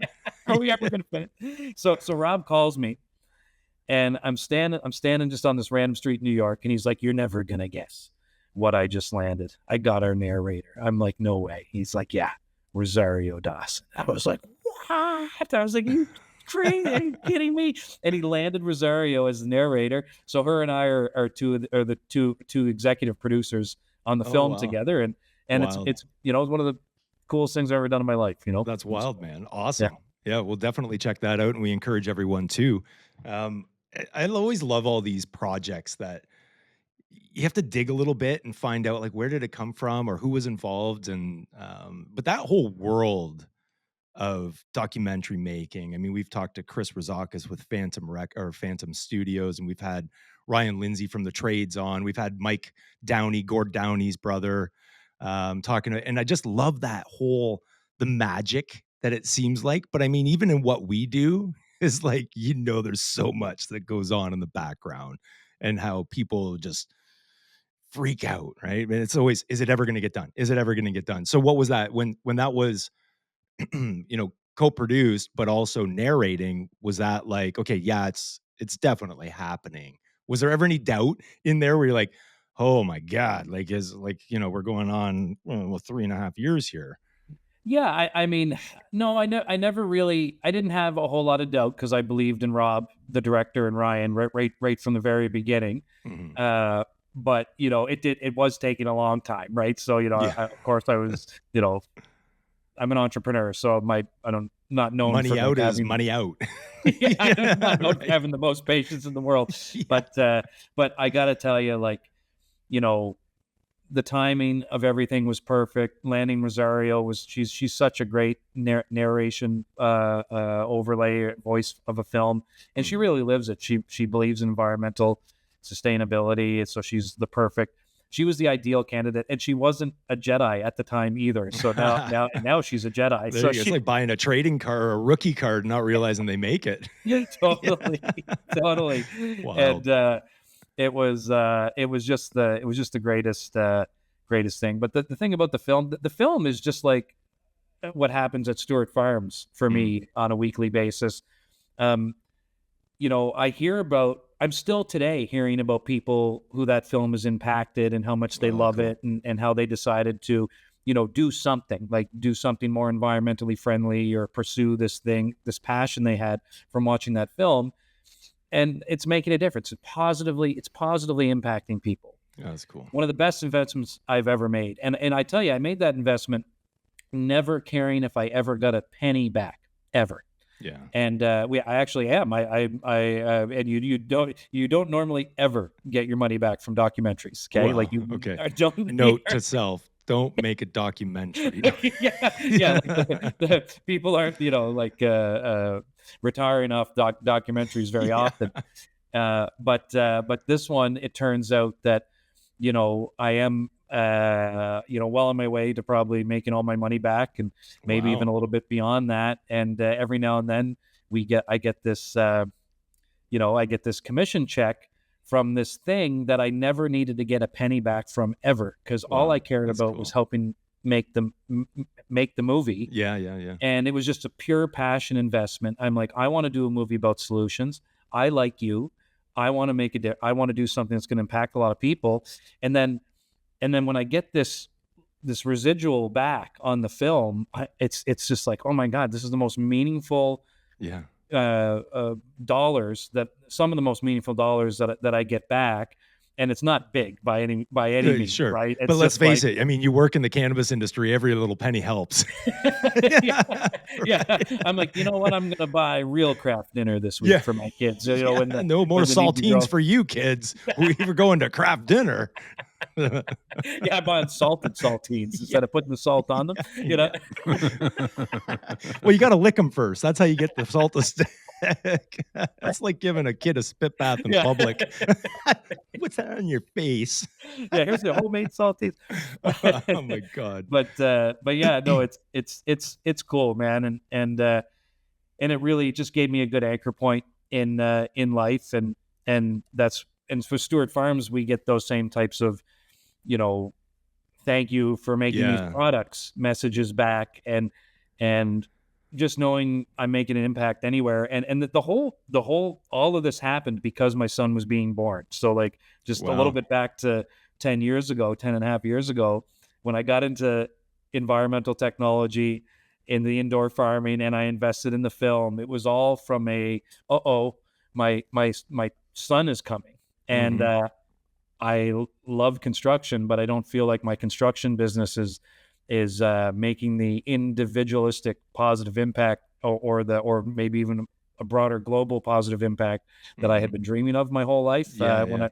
Everything changes when you have kids, man. It really does. It changes your outlook on life and how you conduct yourself. You know, are you being a proper role model, right? Don't get me wrong. Not all parents are created equal. And I think that some don't even consider it, but the vast majority, I can tell from all my interaction with you, is kids and family are number one, right? And second to that is everything else, the entrepreneurship, and that comes. But what was that moment? Because you're in ag. What was the moment, and how did it come about? How did Stewart Farms come about? Where was that eureka moment? That, like, what changed everything? Where you're like, yeah, we're doing this. We're going all in. Well, originally, Stewart Farms was going to be leafy greens. These are two leaves. Yeah. And this is a mother and a baby. This is Mother Nature. Yeah. So, and our slogan was nurturing a healthier tomorrow. Okay. So Stewart Farms conceptually and originally was going to be an extension of my indoor vertical farming business in Alberta, which was going to be leafy food. It was going to be leafy green, and lettuce, and kale, and Swiss chard, and fish. You know, it's an aquaponic system. You farming fish, taking the water from the fish, and using that as the organic fertilizer. That's a tough gig, bro. Like, that's really tough. I know some of the, like Aqualitas and some of the others that hit the market doing that, and I'm like, whoa, you've got cult teams, and now you've got fish teams. Agriculture, period, is extremely difficult. Then when you farm fish on land, and then you're harvesting that manure, you know, in tanks, and you're feeding that into your plants, and you're balancing out your nutrients. Yeah, it was very difficult. But I mean, I learned so much. I did that for 3 years in Edmonton, and it was funny because when I decided to Stewart Farms, so what happened fundamentally was I did 3 years of leafy green farming, and I realized, hey, for me to advance clean agriculture, because really my focus was more on the technology at the beginning. It was just farming clean product, right? When you farm indoors, you guarantee there's no herbicides, there's no pesticides, guaranteed. Okay. Right. The other thing that's happening is you can control your waste, and you can minimize your waste, and you have levers that you can pull, so you can enhance and lower the amount of waste that you have indoors. You can guarantee that it's as clean as you can get, no herbicides, no pesticides, because you've got it walled in. You can when you combine a manure production system, which is the fish farm. And if you can make a viable business out of so they're two different businesses, right? So if you build a viable fish business and a viable food business, and they're just beside each other, right? That's it, right? And there's a wall between them, and you're just sharing, the fertilizer. So the fish to the plants, the fish is a fertilizer factory, right? But they're two completely different segments. But if you can combine those, well, now you've got clean, antibiotic-free fish, right? Potentially microplastic free or more microplastic free, than Sure. if they're in the ocean, right? Yeah, yeah, Isn't that yeah. gross, right? That this is what we're dealing with. So now. messed up, man. This is life, right? But so you contain the fish as the cleanest fish you can farm. Then you have the cleanest vegetables you can farm, right? And I experienced this firsthand. Get this. This is one of the coolest things that's ever happened. This mother called me when the company was called Nutroponics, and she called me and she said, "Listen, my son, his name's Kale, Kaele. It was not quite spelled exactly like the leafy green, but I was like, that's pretty funny." So it's like, my son Kale, right?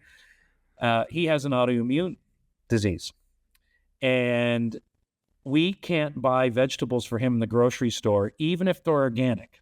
Wow. Because he reacts to any chemicals, and there is no guarantee. It happened to them before. They bought leafy greens that are organic, and he still had a reaction. She said, "Can we come to your farm and get vegetables from you?" And I said, "Of course," because she couldn't get anything from him in the wintertime, right? Oh my gosh. So she brought her 6-year-old son there. I had my son there. I think Clark was 4 and my daughter was 2. Okay. And he came and visited this little boy. And I'm nervous because he's got an autoimmune disease. Yeah. But I'm like, come on, but I'm like, what if he's allergic to chlorophyll? What if he's allergic to the leafy green itself? But his mom knew. So he came to the farm. He met my kids. He's walking through the farm. I'm letting them eat the leafy greens right off the rack, right? Yeah. And then at least while I was running that business, I made an agreement with her. We'll just keep giving you these leafy greens, and can you let me tell the story, right? And that was right. Just gave her the leafy greens for her son for free. So yeah, clean product. That was the mission, and the focus was on the technology more than the product. So in 2018, when after 3 years of leafy green farming, and I was like, wow, lettuce is not worth very much money, and indoor agriculture technology is very expensive. I need a crop. I need to switch crops to something more expensive. And the joke I make this is more or less true. I said, I've been smoking weed for 15 years and eating lettuce for about 5. So and weed is worth more than lettuce. So I'm going to switch to the highest value crop in the world. Because fundamentally it is. I mean, arguably it is. It's the, on the tomatoes best gram to gram. Yeah. Gram to gram on a tomato's best day of the week and weed's worst day of the week. You're probably going to get more for weed, gram for gram. And that was really the original swap in 2018. I said, well, I need a more high value crop to advance clean technology because I need to make more money. If I don't make money, how can I invest in technology advancement? And, we got our license in 2019. Then 2020, we got our license.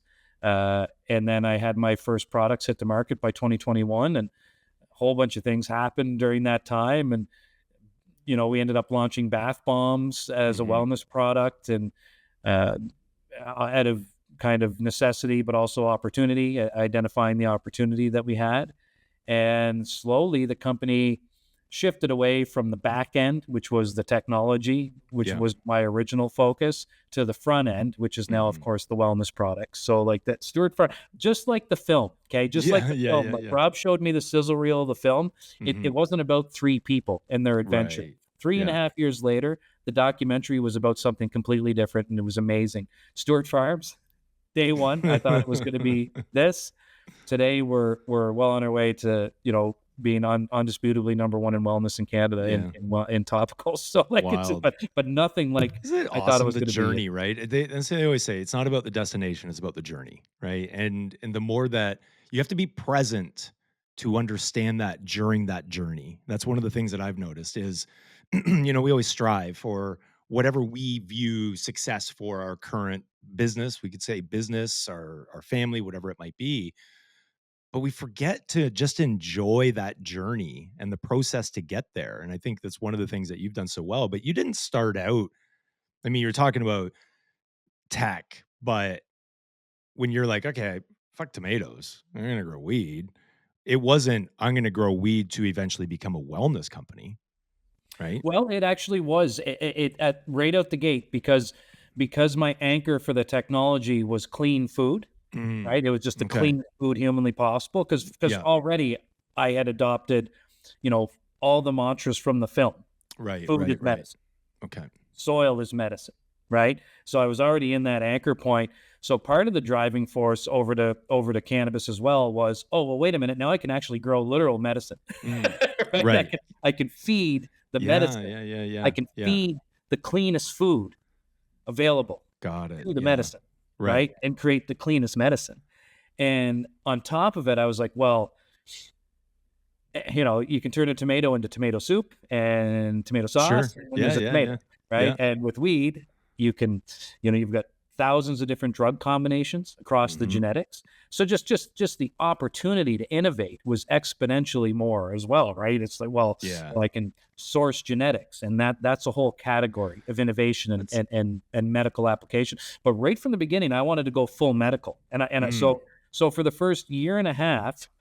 So in 2018, after I'd smoked that joint behind my house, it was like Christmas 2018, and I was like, I'm going to move over to weed, and and that's what Stewart Farms is going to be. I spent the next year and a half going to medical conferences all over the world. Wow. I went one of the first places I went was Tel Aviv, and I landed. I was there on the day Canada legalized. Oh, wow. Yeah, Cool. December or October 2018. I was sitting in a hotel rooftop in Tel Aviv watching Canada legalize. And Crazy. that same week, I met Raphael Meshulam.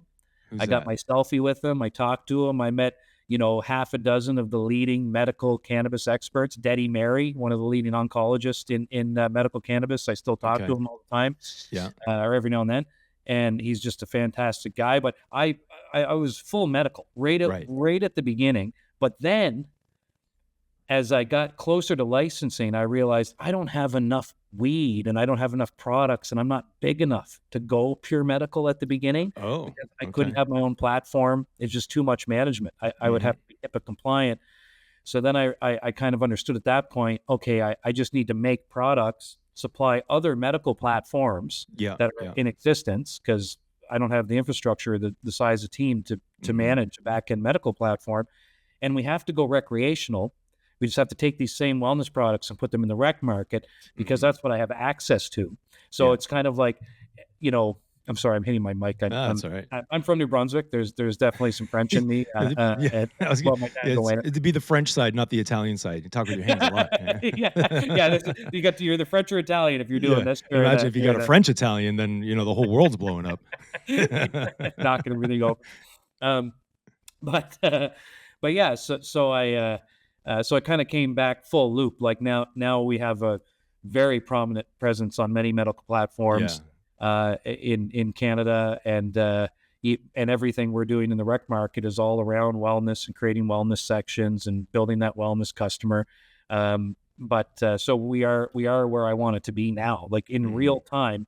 Our mission statement on our website, first thing it says is Stewart Farms is on a mission to displace opioids, benzodiazepines, and steroidal creams with safe, made in Canada cannabinoids. Yeah. And we're doing that in real time. You're not just talking about it, you're doing it. Yeah, it's happening. Well, we've talked about this a lot, right?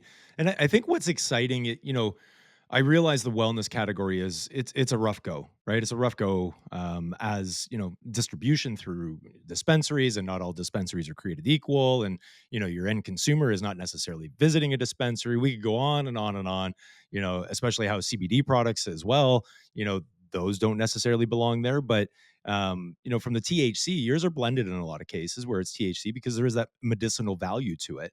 But what gets me excited now, especially as you're talking, is thinking, there's some innovation on the smokable, ingestible types, like not a lot, right? But what is really curious is the amount of innovation that can still take place on the wellness side, which is where you're operating fundamentally, right? So you talked about, bath bombs, you started doing that.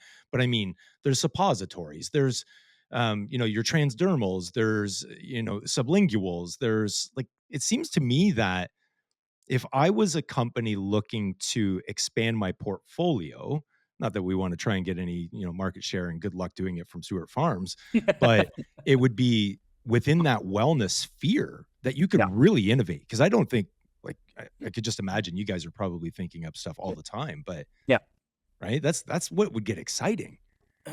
Yeah. Oh, it is one of the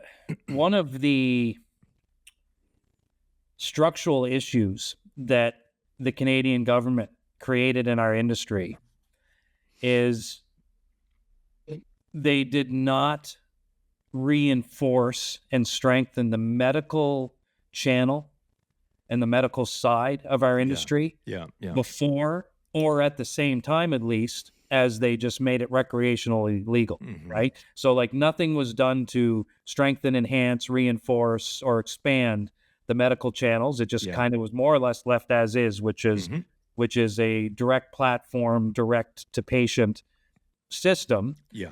And then they just let her buck in recreational. And what's happened is a huge swath of people who should have a medical prescription, they're just going to the rec stores, right? Yeah.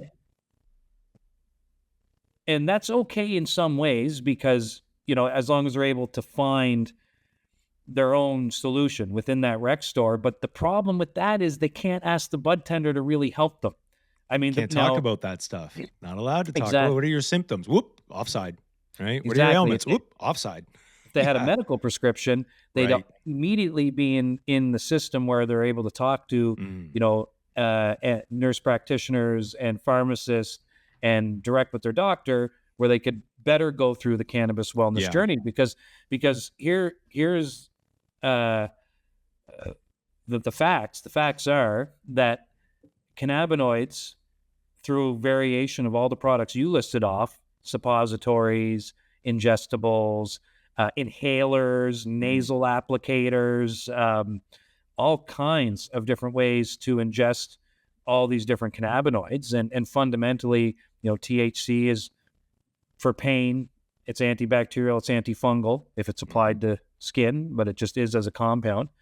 CBD's for inflammation, right? Then we've got, the rise of minor cannabinoids and the variations of what they can do, but just CBD and THC alone. You don't need to go past those really into the other 198 variations of cannabinoids. Just those two primary cannabinoids are a much better first option than a swath of extremely more harmful pharmaceutical options. Agreed. Opioids and benzodiazepines and steroids. Right? Right? Exactly. So what you're seeing in Israel, as an example, and Australia, okay, because they only have medical right now. Right. Israel's still only medical, and Australia is still only medical. In Israel, it's really become and is fast becoming the first go-to option, right? Cannabinoids is the first layer of medical prescribed treatment because it's so safe, right? Because as a doctor, wouldn't you want to go to the safest, right? You use the safest aid first. Yes. And there's no, cannabinoids are in a completely different universe than almost every other drug because they can't kill you, right? Right. Any drug that has a, reasonably low or an amount that you can actually ingest to shut your lungs off, which and opioids and most other drugs have, Tylenol even, if you eat enough of those, are just apples and oranges more dangerous, right? So in Israel, layer 1 has now become cannabinoids. It's the most prescribed medicine there.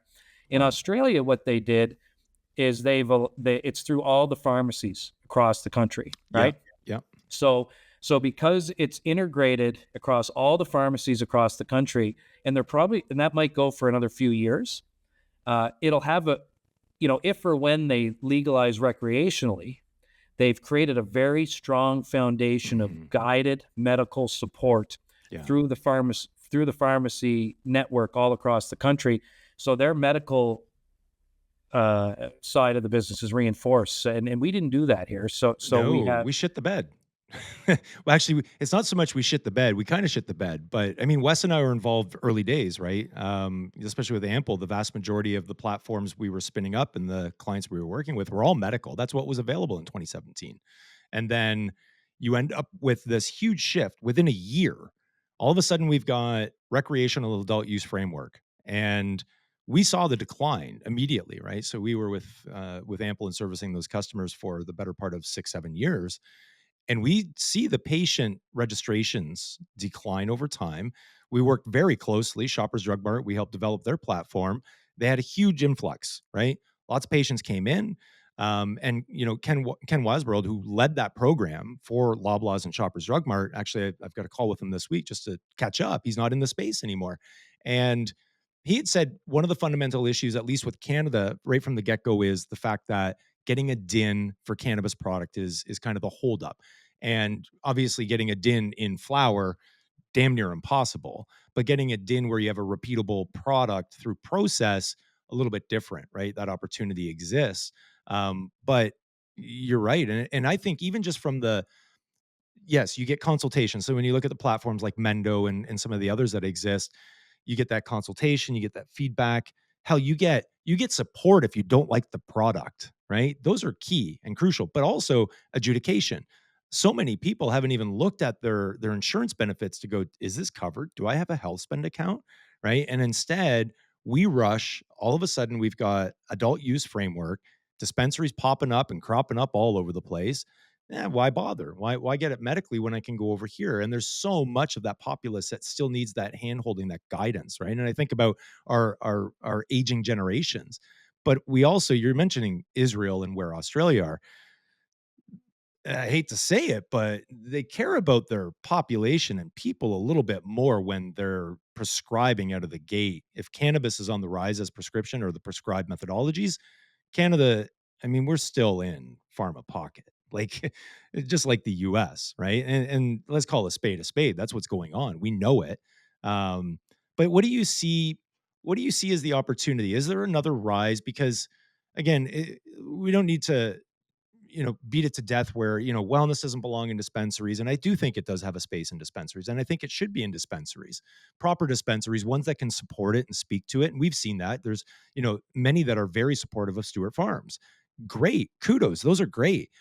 But what do we do to change that tide, to bring those individuals back and go, look, this is more like, is it getting the medical community on? Is it getting, because there was some that were already adoptive of it. They were already supportive of it. I think of individuals like, Dr. Ira Price or Dr. Mike Hart, very forward thinking and advocates.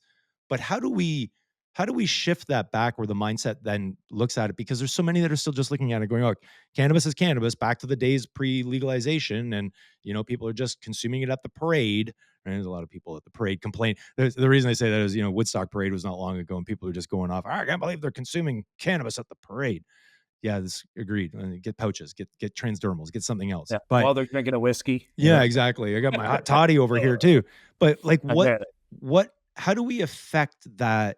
Because there was a mass migration away from medical. And to me, and I'm just going, why? Like I've got a, first responder buddy that I jam with all the time. I'm like, do you guys have medical coverage? And he goes, I don't know. And I'm thinking, dude, like, why wouldn't you look into it? Right? I'd send you over to my buddy Jay at Mendo. He's going to get you guys signed up, and then your benefits are going to kick in and they're going to cover what you're required. So how do we shift, Tanner, away from the big influx into recreational? Because I'm thinking about the newcomers, the Canna Curious and those ones that are on the fringe, just considering it, they're going to straight up go to dispensaries moving forward. Like, how do we get them shifted back to the medical side of it? Yeah, well, on a personal, like on a Stewart Farms performance kind of strategy, in we're just working within the confines of what we have to work with right now. So I can speak to, on the medical side, we're working hard to communicate more directly with the existing medical patient base, because there still is roughly 300,000 medical patients across the country. Yeah. There's a lot of veteran. There'd be no cannabis. I just did a LinkedIn video about this past week. There would be no cannabis industry at all if it were not for veterans to begin with. The medical side of the medical side of the business came from the veteran community using cannabis to really save their own lives, almost. Absolutely. As one by one. And that was the other thing that started my journey into the medical side of the business. I interviewed about 5 or 6 veterans when I was doing a little bit of podcasting early on, and I had to park it to focus on the company growth. But I interviewed multiple veterans, and they just told me their stories. right? And they said it was roughly the same, all different variations, but I was on a pound of pills when I came out of the military, and it was killing me. I felt like a zombie. Brain fog kept coming up over and over again. I was in a brain fog. And then now I use just cannabis, and maybe they use one of those pills or none of those pills. So anyways, in that channel, we're just focused on continuing to get our products into medical, speak to one of the number one patient bases in there, who we fully support as a company, and I do as an individual, the veterans. In the recreational market, we are working with as many retailers as we can and as we can support, and we're investing in getting the digital content to them, getting the print content to them. We have these simple postcards here. There's an Art to Keep postcard. It has everything the customer needs to know on it, a little QR code. We've got all our QR codes on the back. We have the slogan, why bother with anything else when you can feel the Art to Keep? Is that right there? But so we're just doing the work within those channels to get that communication out. One important thing that I tell the retailers is that everybody's walking into your store to buy weed anyways. Yeah. Right? They're going in there for vapes. You've got a captive audience. You've got a captive audience. And when you're you're taking up all your space in your store to advertise just different smokable options or different edible options, what you're really doing is you're probably just moving that person's money from the edible they were going to buy to the edible you're advertising. That's right. Okay? Yeah. But with wellness, and this is just speaking to the pure revenue side of retail, if you sell somebody a bath bomb that was going to buy an ounce of weed, right? So you convince the boyfriend to buy that bath bomb for the girlfriend because he just spent, $200 on Stewart Farms Daily Grape. And he's going to show up with no bath bomb for his girlfriend at home. Are you serious?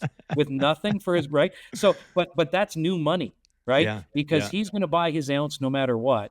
And if the retailers can get that captive audience that's already going in there for smokables, and they get them on the wellness side, and then they get on a pain cream, and they get on a bath bomb, or they become a Stewart Farms aficionado, so to speak. Well, now you've got a brand new wellness customer that's spending brand new money over time. It's not a huge part of the category, but what an opportunity! Because retailers need new money. They need new money. They need to increase that cart size. They all talk about it. But, they don't all necessarily understand the talk off. And I mean, I'm a huge supporter. Obviously, you already know that. I spend my own money. It's not just about gifting with Tom. I spend my own money because I'm hooked. I'm literally hooked, right? And it becomes this, if they could just speak to it and say, okay, I see you're getting that. I mean, holiday season, special events, all these things. What a great foray into that category for someone that's already there buying a vape. Your significant other doesn't want a vape. They want a bath bomb. Yes. Right? They do. And like I say, so people think, oh, Tom, I don't think he takes baths. I don't shower either. But but these are awesome. I mean, these are awesome. And I've already told you, my affinity for, I forget that it was a Rebound cream, which I was very disappointed. It was the lavender face cream. And I'm like, okay, great. Now where the hell is it?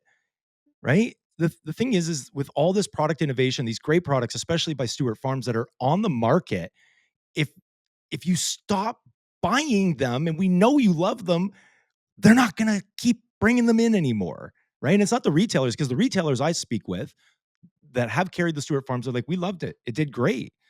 But, OCS or whatever it might be, their decision, there's a certain product that's no longer available. So I'm just clarifying, bath bombs are not just for, your girlfriend.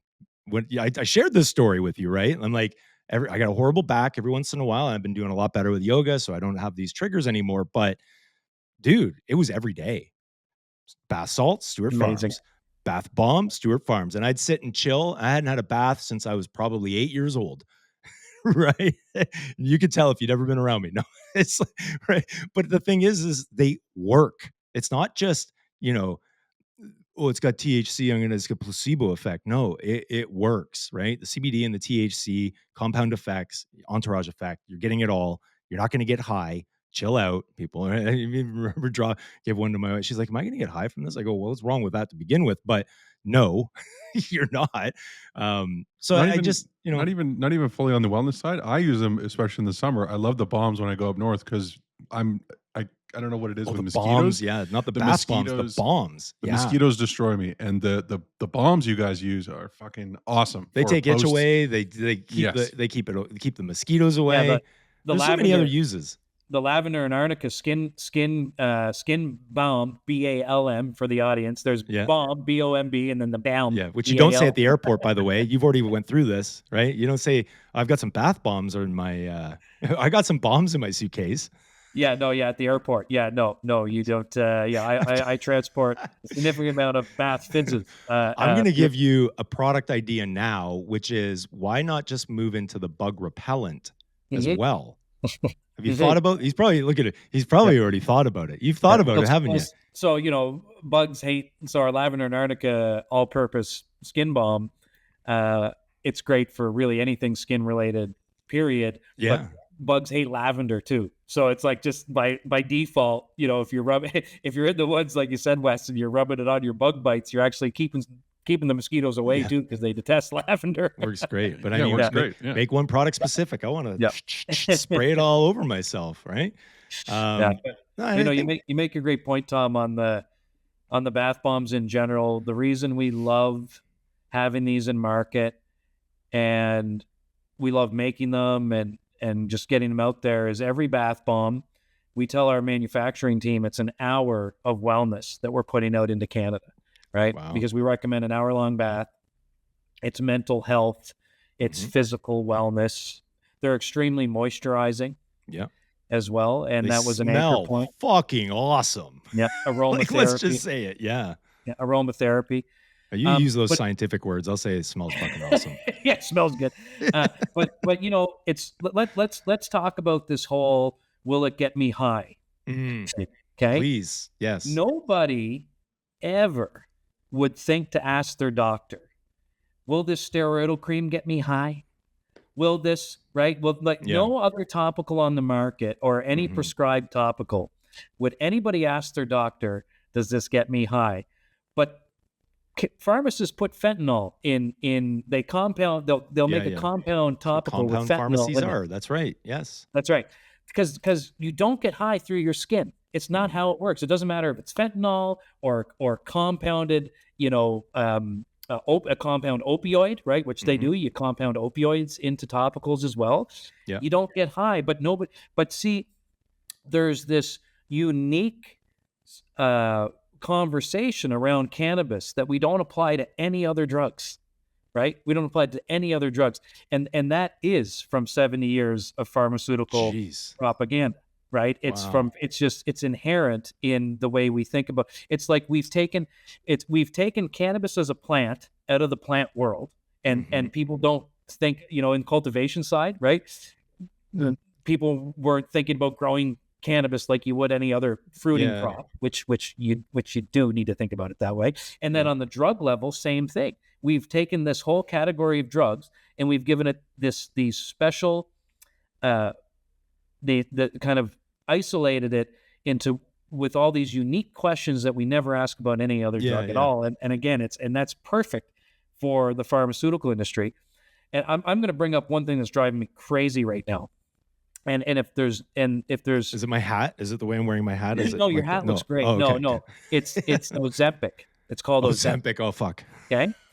Now, everybody in the world knows what Ozempic is. Everybody in the world knows what it is. They know that it's a diabetes medication that might work for weight loss. Okay. Right. And doctors all over America, I don't know if it happens as much in Canada, but they prescribe it off-label. It's called off-label, right? Because however many people who took it, they lost weight all of a sudden, right? And now this diabetes medication is being advertised on scale. It gets advertised to me on online all the time because I say the word Ozempic, and it's like this might be good for weight loss, and people are just adopting it on scale, right? But guess what? The side effects are insane that are coming out about this Ozempic. I saw one doctor mention that it's actually muscle mass. 2/3 of the weight loss is muscle mass, and 1/3 is fat. Wow. Well, that's not healthy, right? No. I heard that one of the side effects for people, for women on, I'd have to verify this, but anecdotally, I heard that some women on birth control were taking Ozempic and it was interfering with their birth control, and now they're having babies, right? Wow. So it's like, but Damn. Wow. but right, so just think about that in comparison to how the media. By the way, the media just grabbed that, just went with it. It's like celebrity endorsements and everything. Celebrity endorsements, headlines all over the world. Ozempic might help you lose weight. Yeah. Oh, okay, yeah. Well, as soon as it's on Oprah, everyone wants it, right? Yeah. Exactly, right? So that is the primary example of big pharma media and narrative being driven, okay? Yeah. And then what do we do with cannabis? Well, it's like I personally have dozens of direct messages to Stewart Farms and to me that say, this is, my skin cream. This has been amazing for my eczema, amazing for my psoriasis. The bath bombs, nurses with lupus. This gives me more relief than I've ever gotten.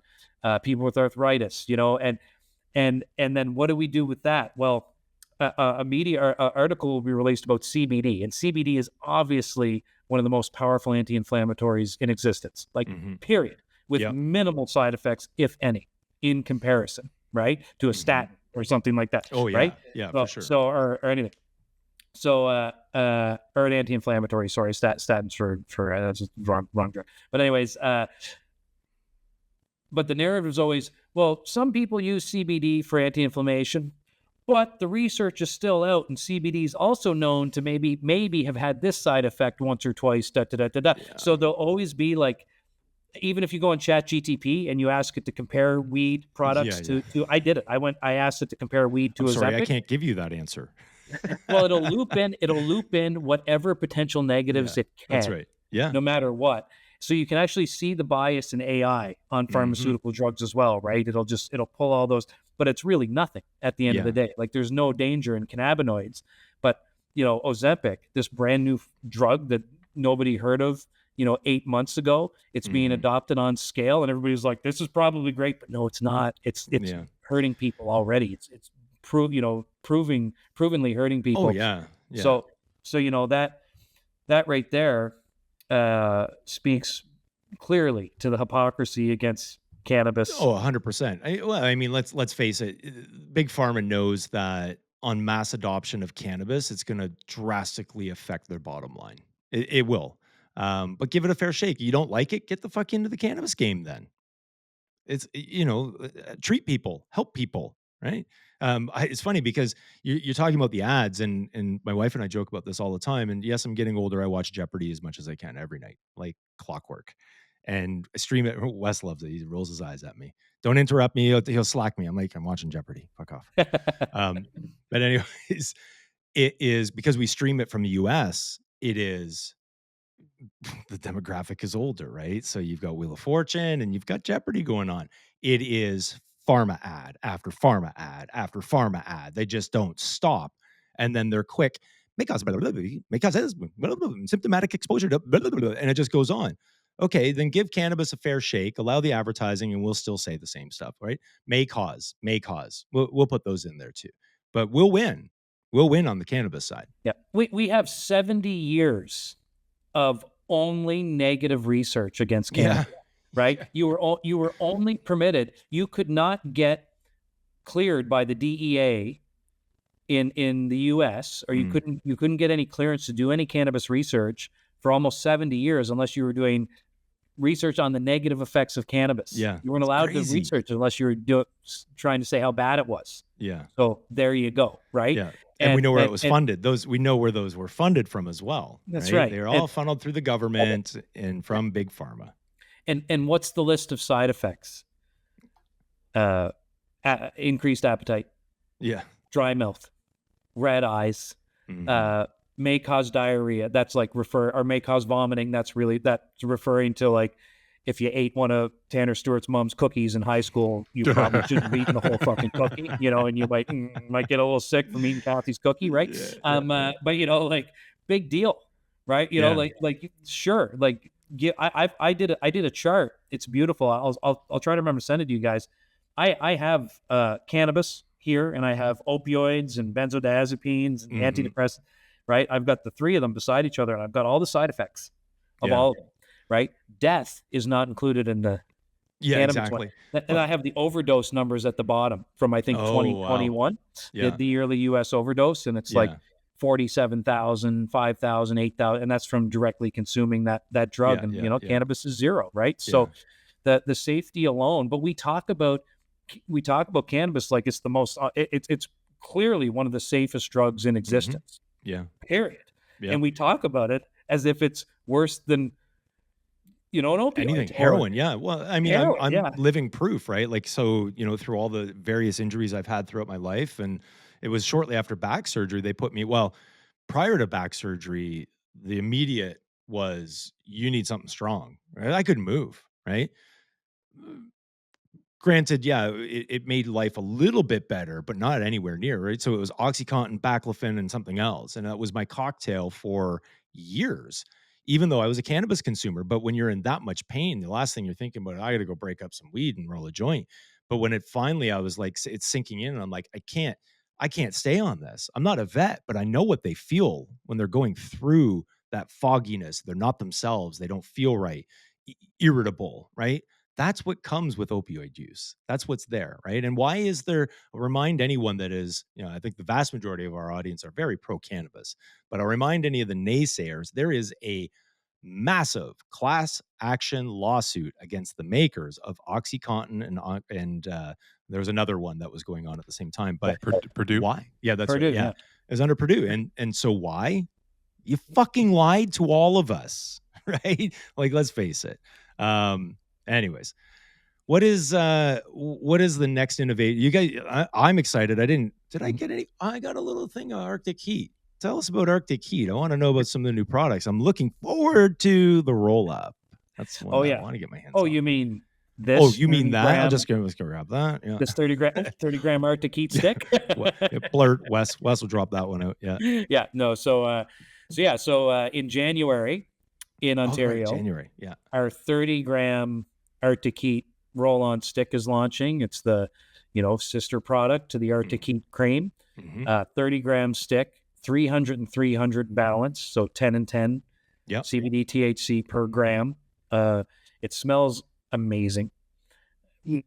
I can vouch for that. Well, that I can't vouch for, but the Arctic Heat cream I've got smells phenomenal.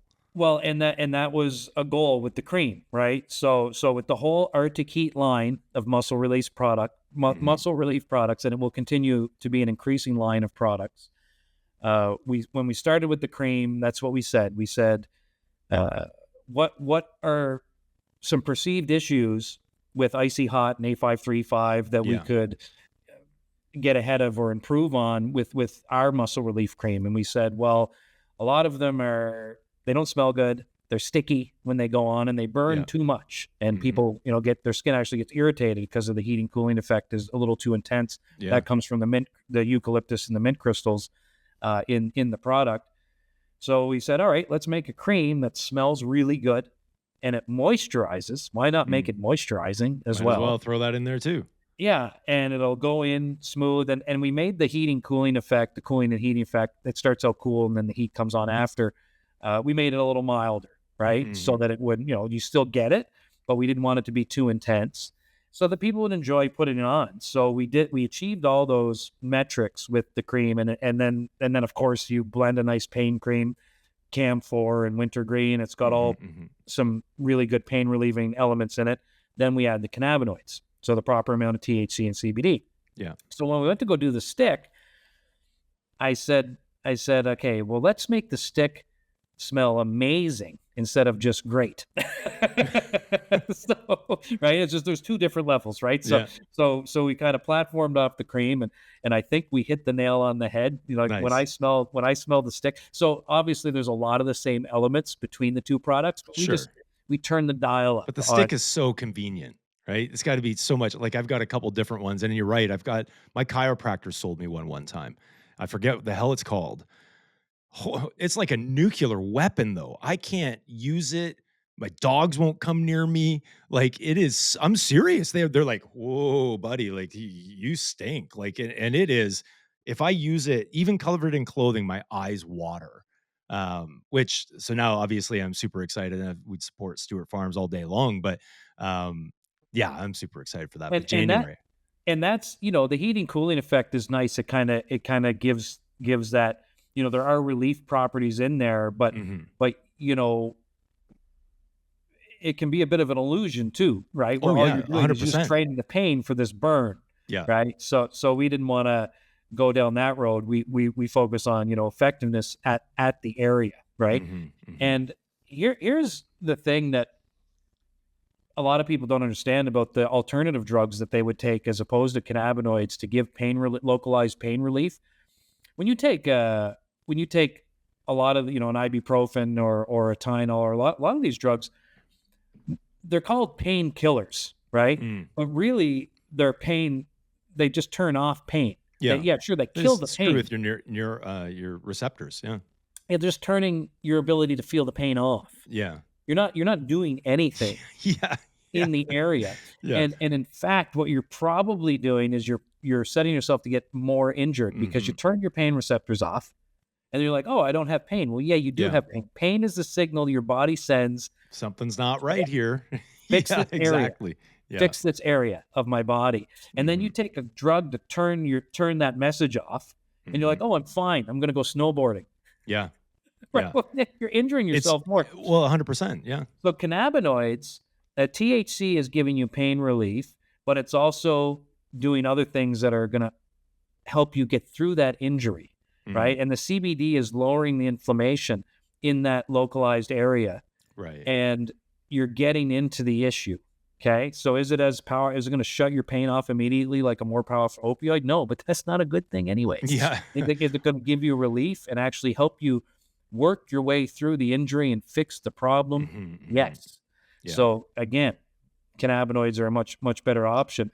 So with this Arctic Heat stick, we wanted to give people that convenience. We still wanted it to feel great. It does have a little more of an intense heating cooling feeling than the cream. So, because we wanted to create a little differentiation between the two options. So people who prefer that more intense heating cooling. So no, we're all in on Arctic Heat, man. That this is it. And Love the reviews. We got a guy at a jiu-jitsu gym in New Brunswick. His name's Denis Alain. I'm going to shout him out. He got onto our Arctic Heat cream. He called me. He went out of his way. He emailed Stewart Farms. He called me. I got on the phone with him. And he said, listen, man, this is the greatest thing I've ever used. I'm telling everybody. Everybody, the 3 cannabis NBs in Shediac and Moncton nearest to his gym, also that Arctic Heat almost right away. We're trying to stock it up. That's awesome. So proof is in the pudding. And that's what I love about this business. I know we can't market. We're restricted on advertising. But when it works for people, they're going to tell everybody. When you get those testimonials, it must feel awesome. And I could just imagine, in the clinch of jiu-jitsu, you're supposed to be getting rid of them, but there's probably with that smell, they just want to hug them and hold on to them. Right? So get in here. Let go of my geet. No, get over here. Yeah, no, it's I can attest, man. Like I said, I've got the Arctic Heat muscle cream. It smells awesome and it's functional, but back to the point of you're just covering up. So when I had initially hurt my back, I was working in a steel factory and I was young, and I'd go through Red Tiger Balm like you could not imagine. And I just kept rubbing it on my back. And I thought, I'm young and dumb, right? I'm just, I'm slugging tube, right? And I was working construction and doing that stuff at the same time. And I just go through jars of Tiger Balm. And all I was doing, knowing now, thinking back, all I was doing is masking it and continuing to injure it more and more and more. And your pain receptors are there for a reason. I get nerve blocks when you've got issues, right? Nerve blocks are for, certain circumstances, but that's really what's going on is you've got a nerve block in a way happening when you're using these topicals that are just that.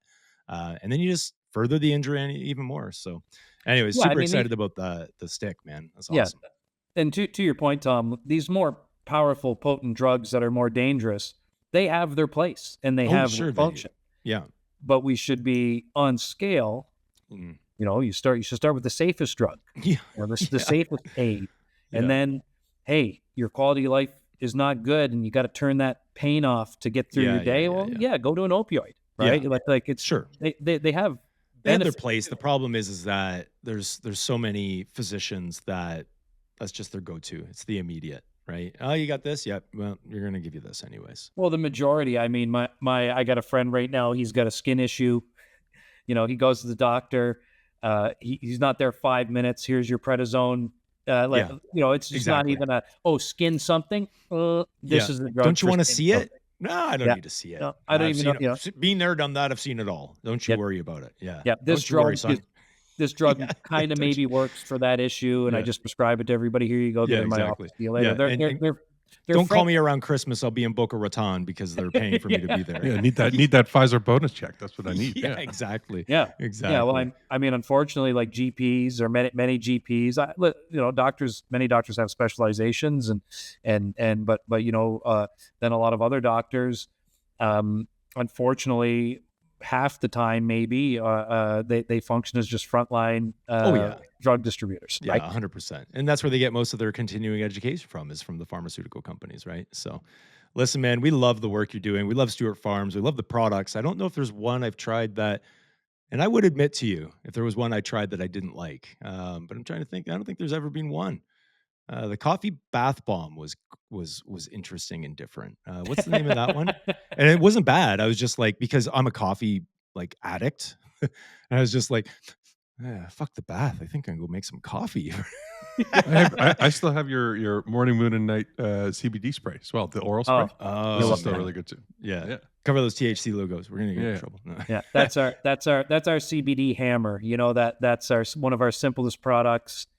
We just said people need to get enough CBD. It needs to be convenient to use and affordable. So that's the one ingestible product that we have in the 2.0 category. And really all that product was just to complete our wellness message, to say, hey, let's get your muscle and skin issues taken care of with the bath bombs and the skin cream and the muscle creams.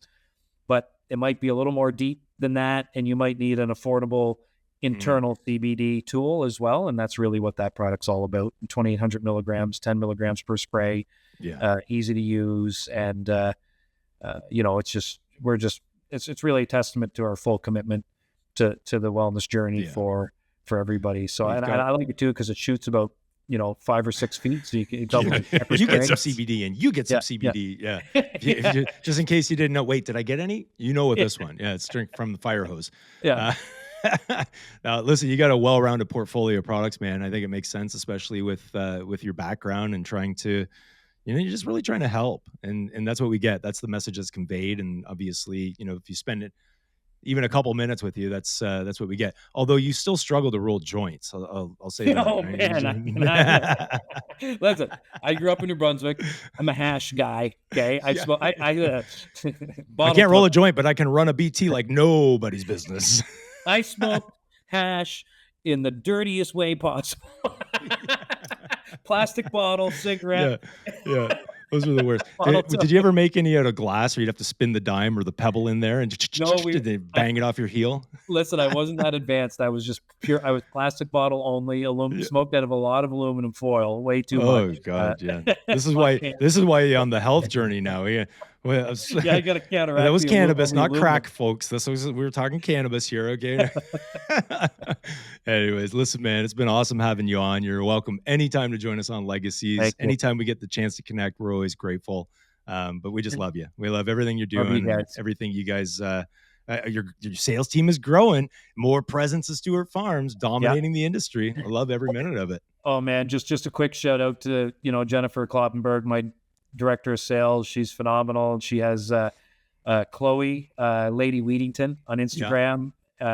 Please follow her. She's amazing. We just onboarded Chantel, who is Ouid Crafts, OUID Crafts, like weed crafts on Instagram. Both of my whole team, they're all focused on health and wellness. They're all wellness nuts.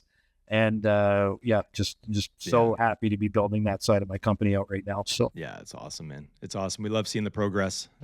Anyways, good fortune, good luck moving forward. We know that you'll have it. So we're here to support you any way we can. Thank you, guys. It's been great. Breadstack e-commerce. It might be time to upgrade. It's so nice to connect with Tanner. It just feels like a friend. Well, he is a friend. I don't know, feels like a friend. It's just getting to shoot the shit. Yeah. Today's episode is good. It's about wellness for yourself and wellness for your bud and your little sea vaults as well. It's wellness and wellness. Yeah. Wellness. Take care of yourself and your bud. Yeah. I feel I need to find some time though. Like, the more we start talking about the bath bombs, this isn't to blow smoke up their ass, but I don't think baths. I'm like, oh, I gotta take. But when I'm sore or achy, I need to take cues from my wife because she's like, I'm achy tonight. I'm gonna go take a bath. Why do we as guys not do that? I think for me, it's the efficiency. It's the time commitment involved in a bath. Like, get yourself a book, bro. And I guess also I'd never understood the idea of it feels like you're sitting in your own cesspool of water. Yeah, depending on how dirty you are. But like, I guess if you had a shower first and then had a nice bath, sure, I guess that makes sense. Yeah, I don't know, man. I guess I've never also too had access to a nice enough bath, like jacuzzi tubs and stuff like that. That would make me go, this is different than just sitting in the tub at home, right? Well, you're a big dude though, too. Like, this is true. And so like, and I've been there where it's like tubs, and you're like, yeah, okay, I'm not putting my legs around my fucking ears. Like, there's just no way this is happening. So you do want to relax. You do need that, yeah. But I've getting into that mode again, and I just grab a book, sit there. The only thing that sucks is winter, and that bath water starts to drop. It makes me wonder. It makes me wonder too, though. How many bath bombs would you need to fill up a sick hot tub outside? And oh Jesus, maybe that's an episode we need to do, feature episode. So we need to find someone with a hot tub. We'll get sponsored by. Like, do you think 10 to 20 bath bombs would be too much? I feel like I don't think it's too much.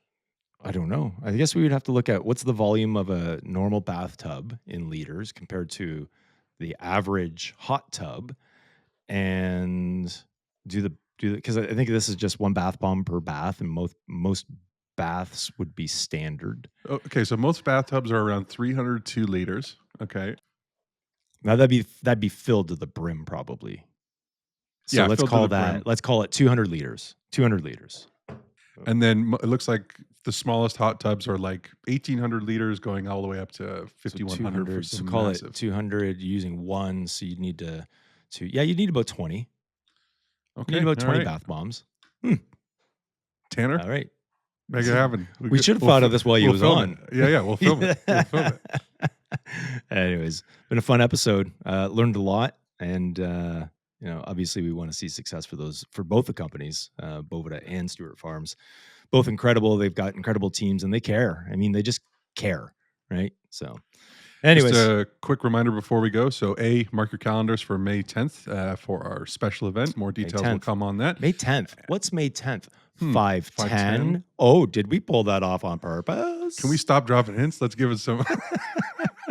And then the final reminder too is just we are doing a giveaway for the Cannabis Cartel's new swag on the High Flyer shop. So yes, again, the clip we're going to break out, just go ahead and like, comment, and share that, and you'll be entered to win some new swag from Cannabis Cartel. Yeah, love it. All right, we'll see everyone next week on Legacies.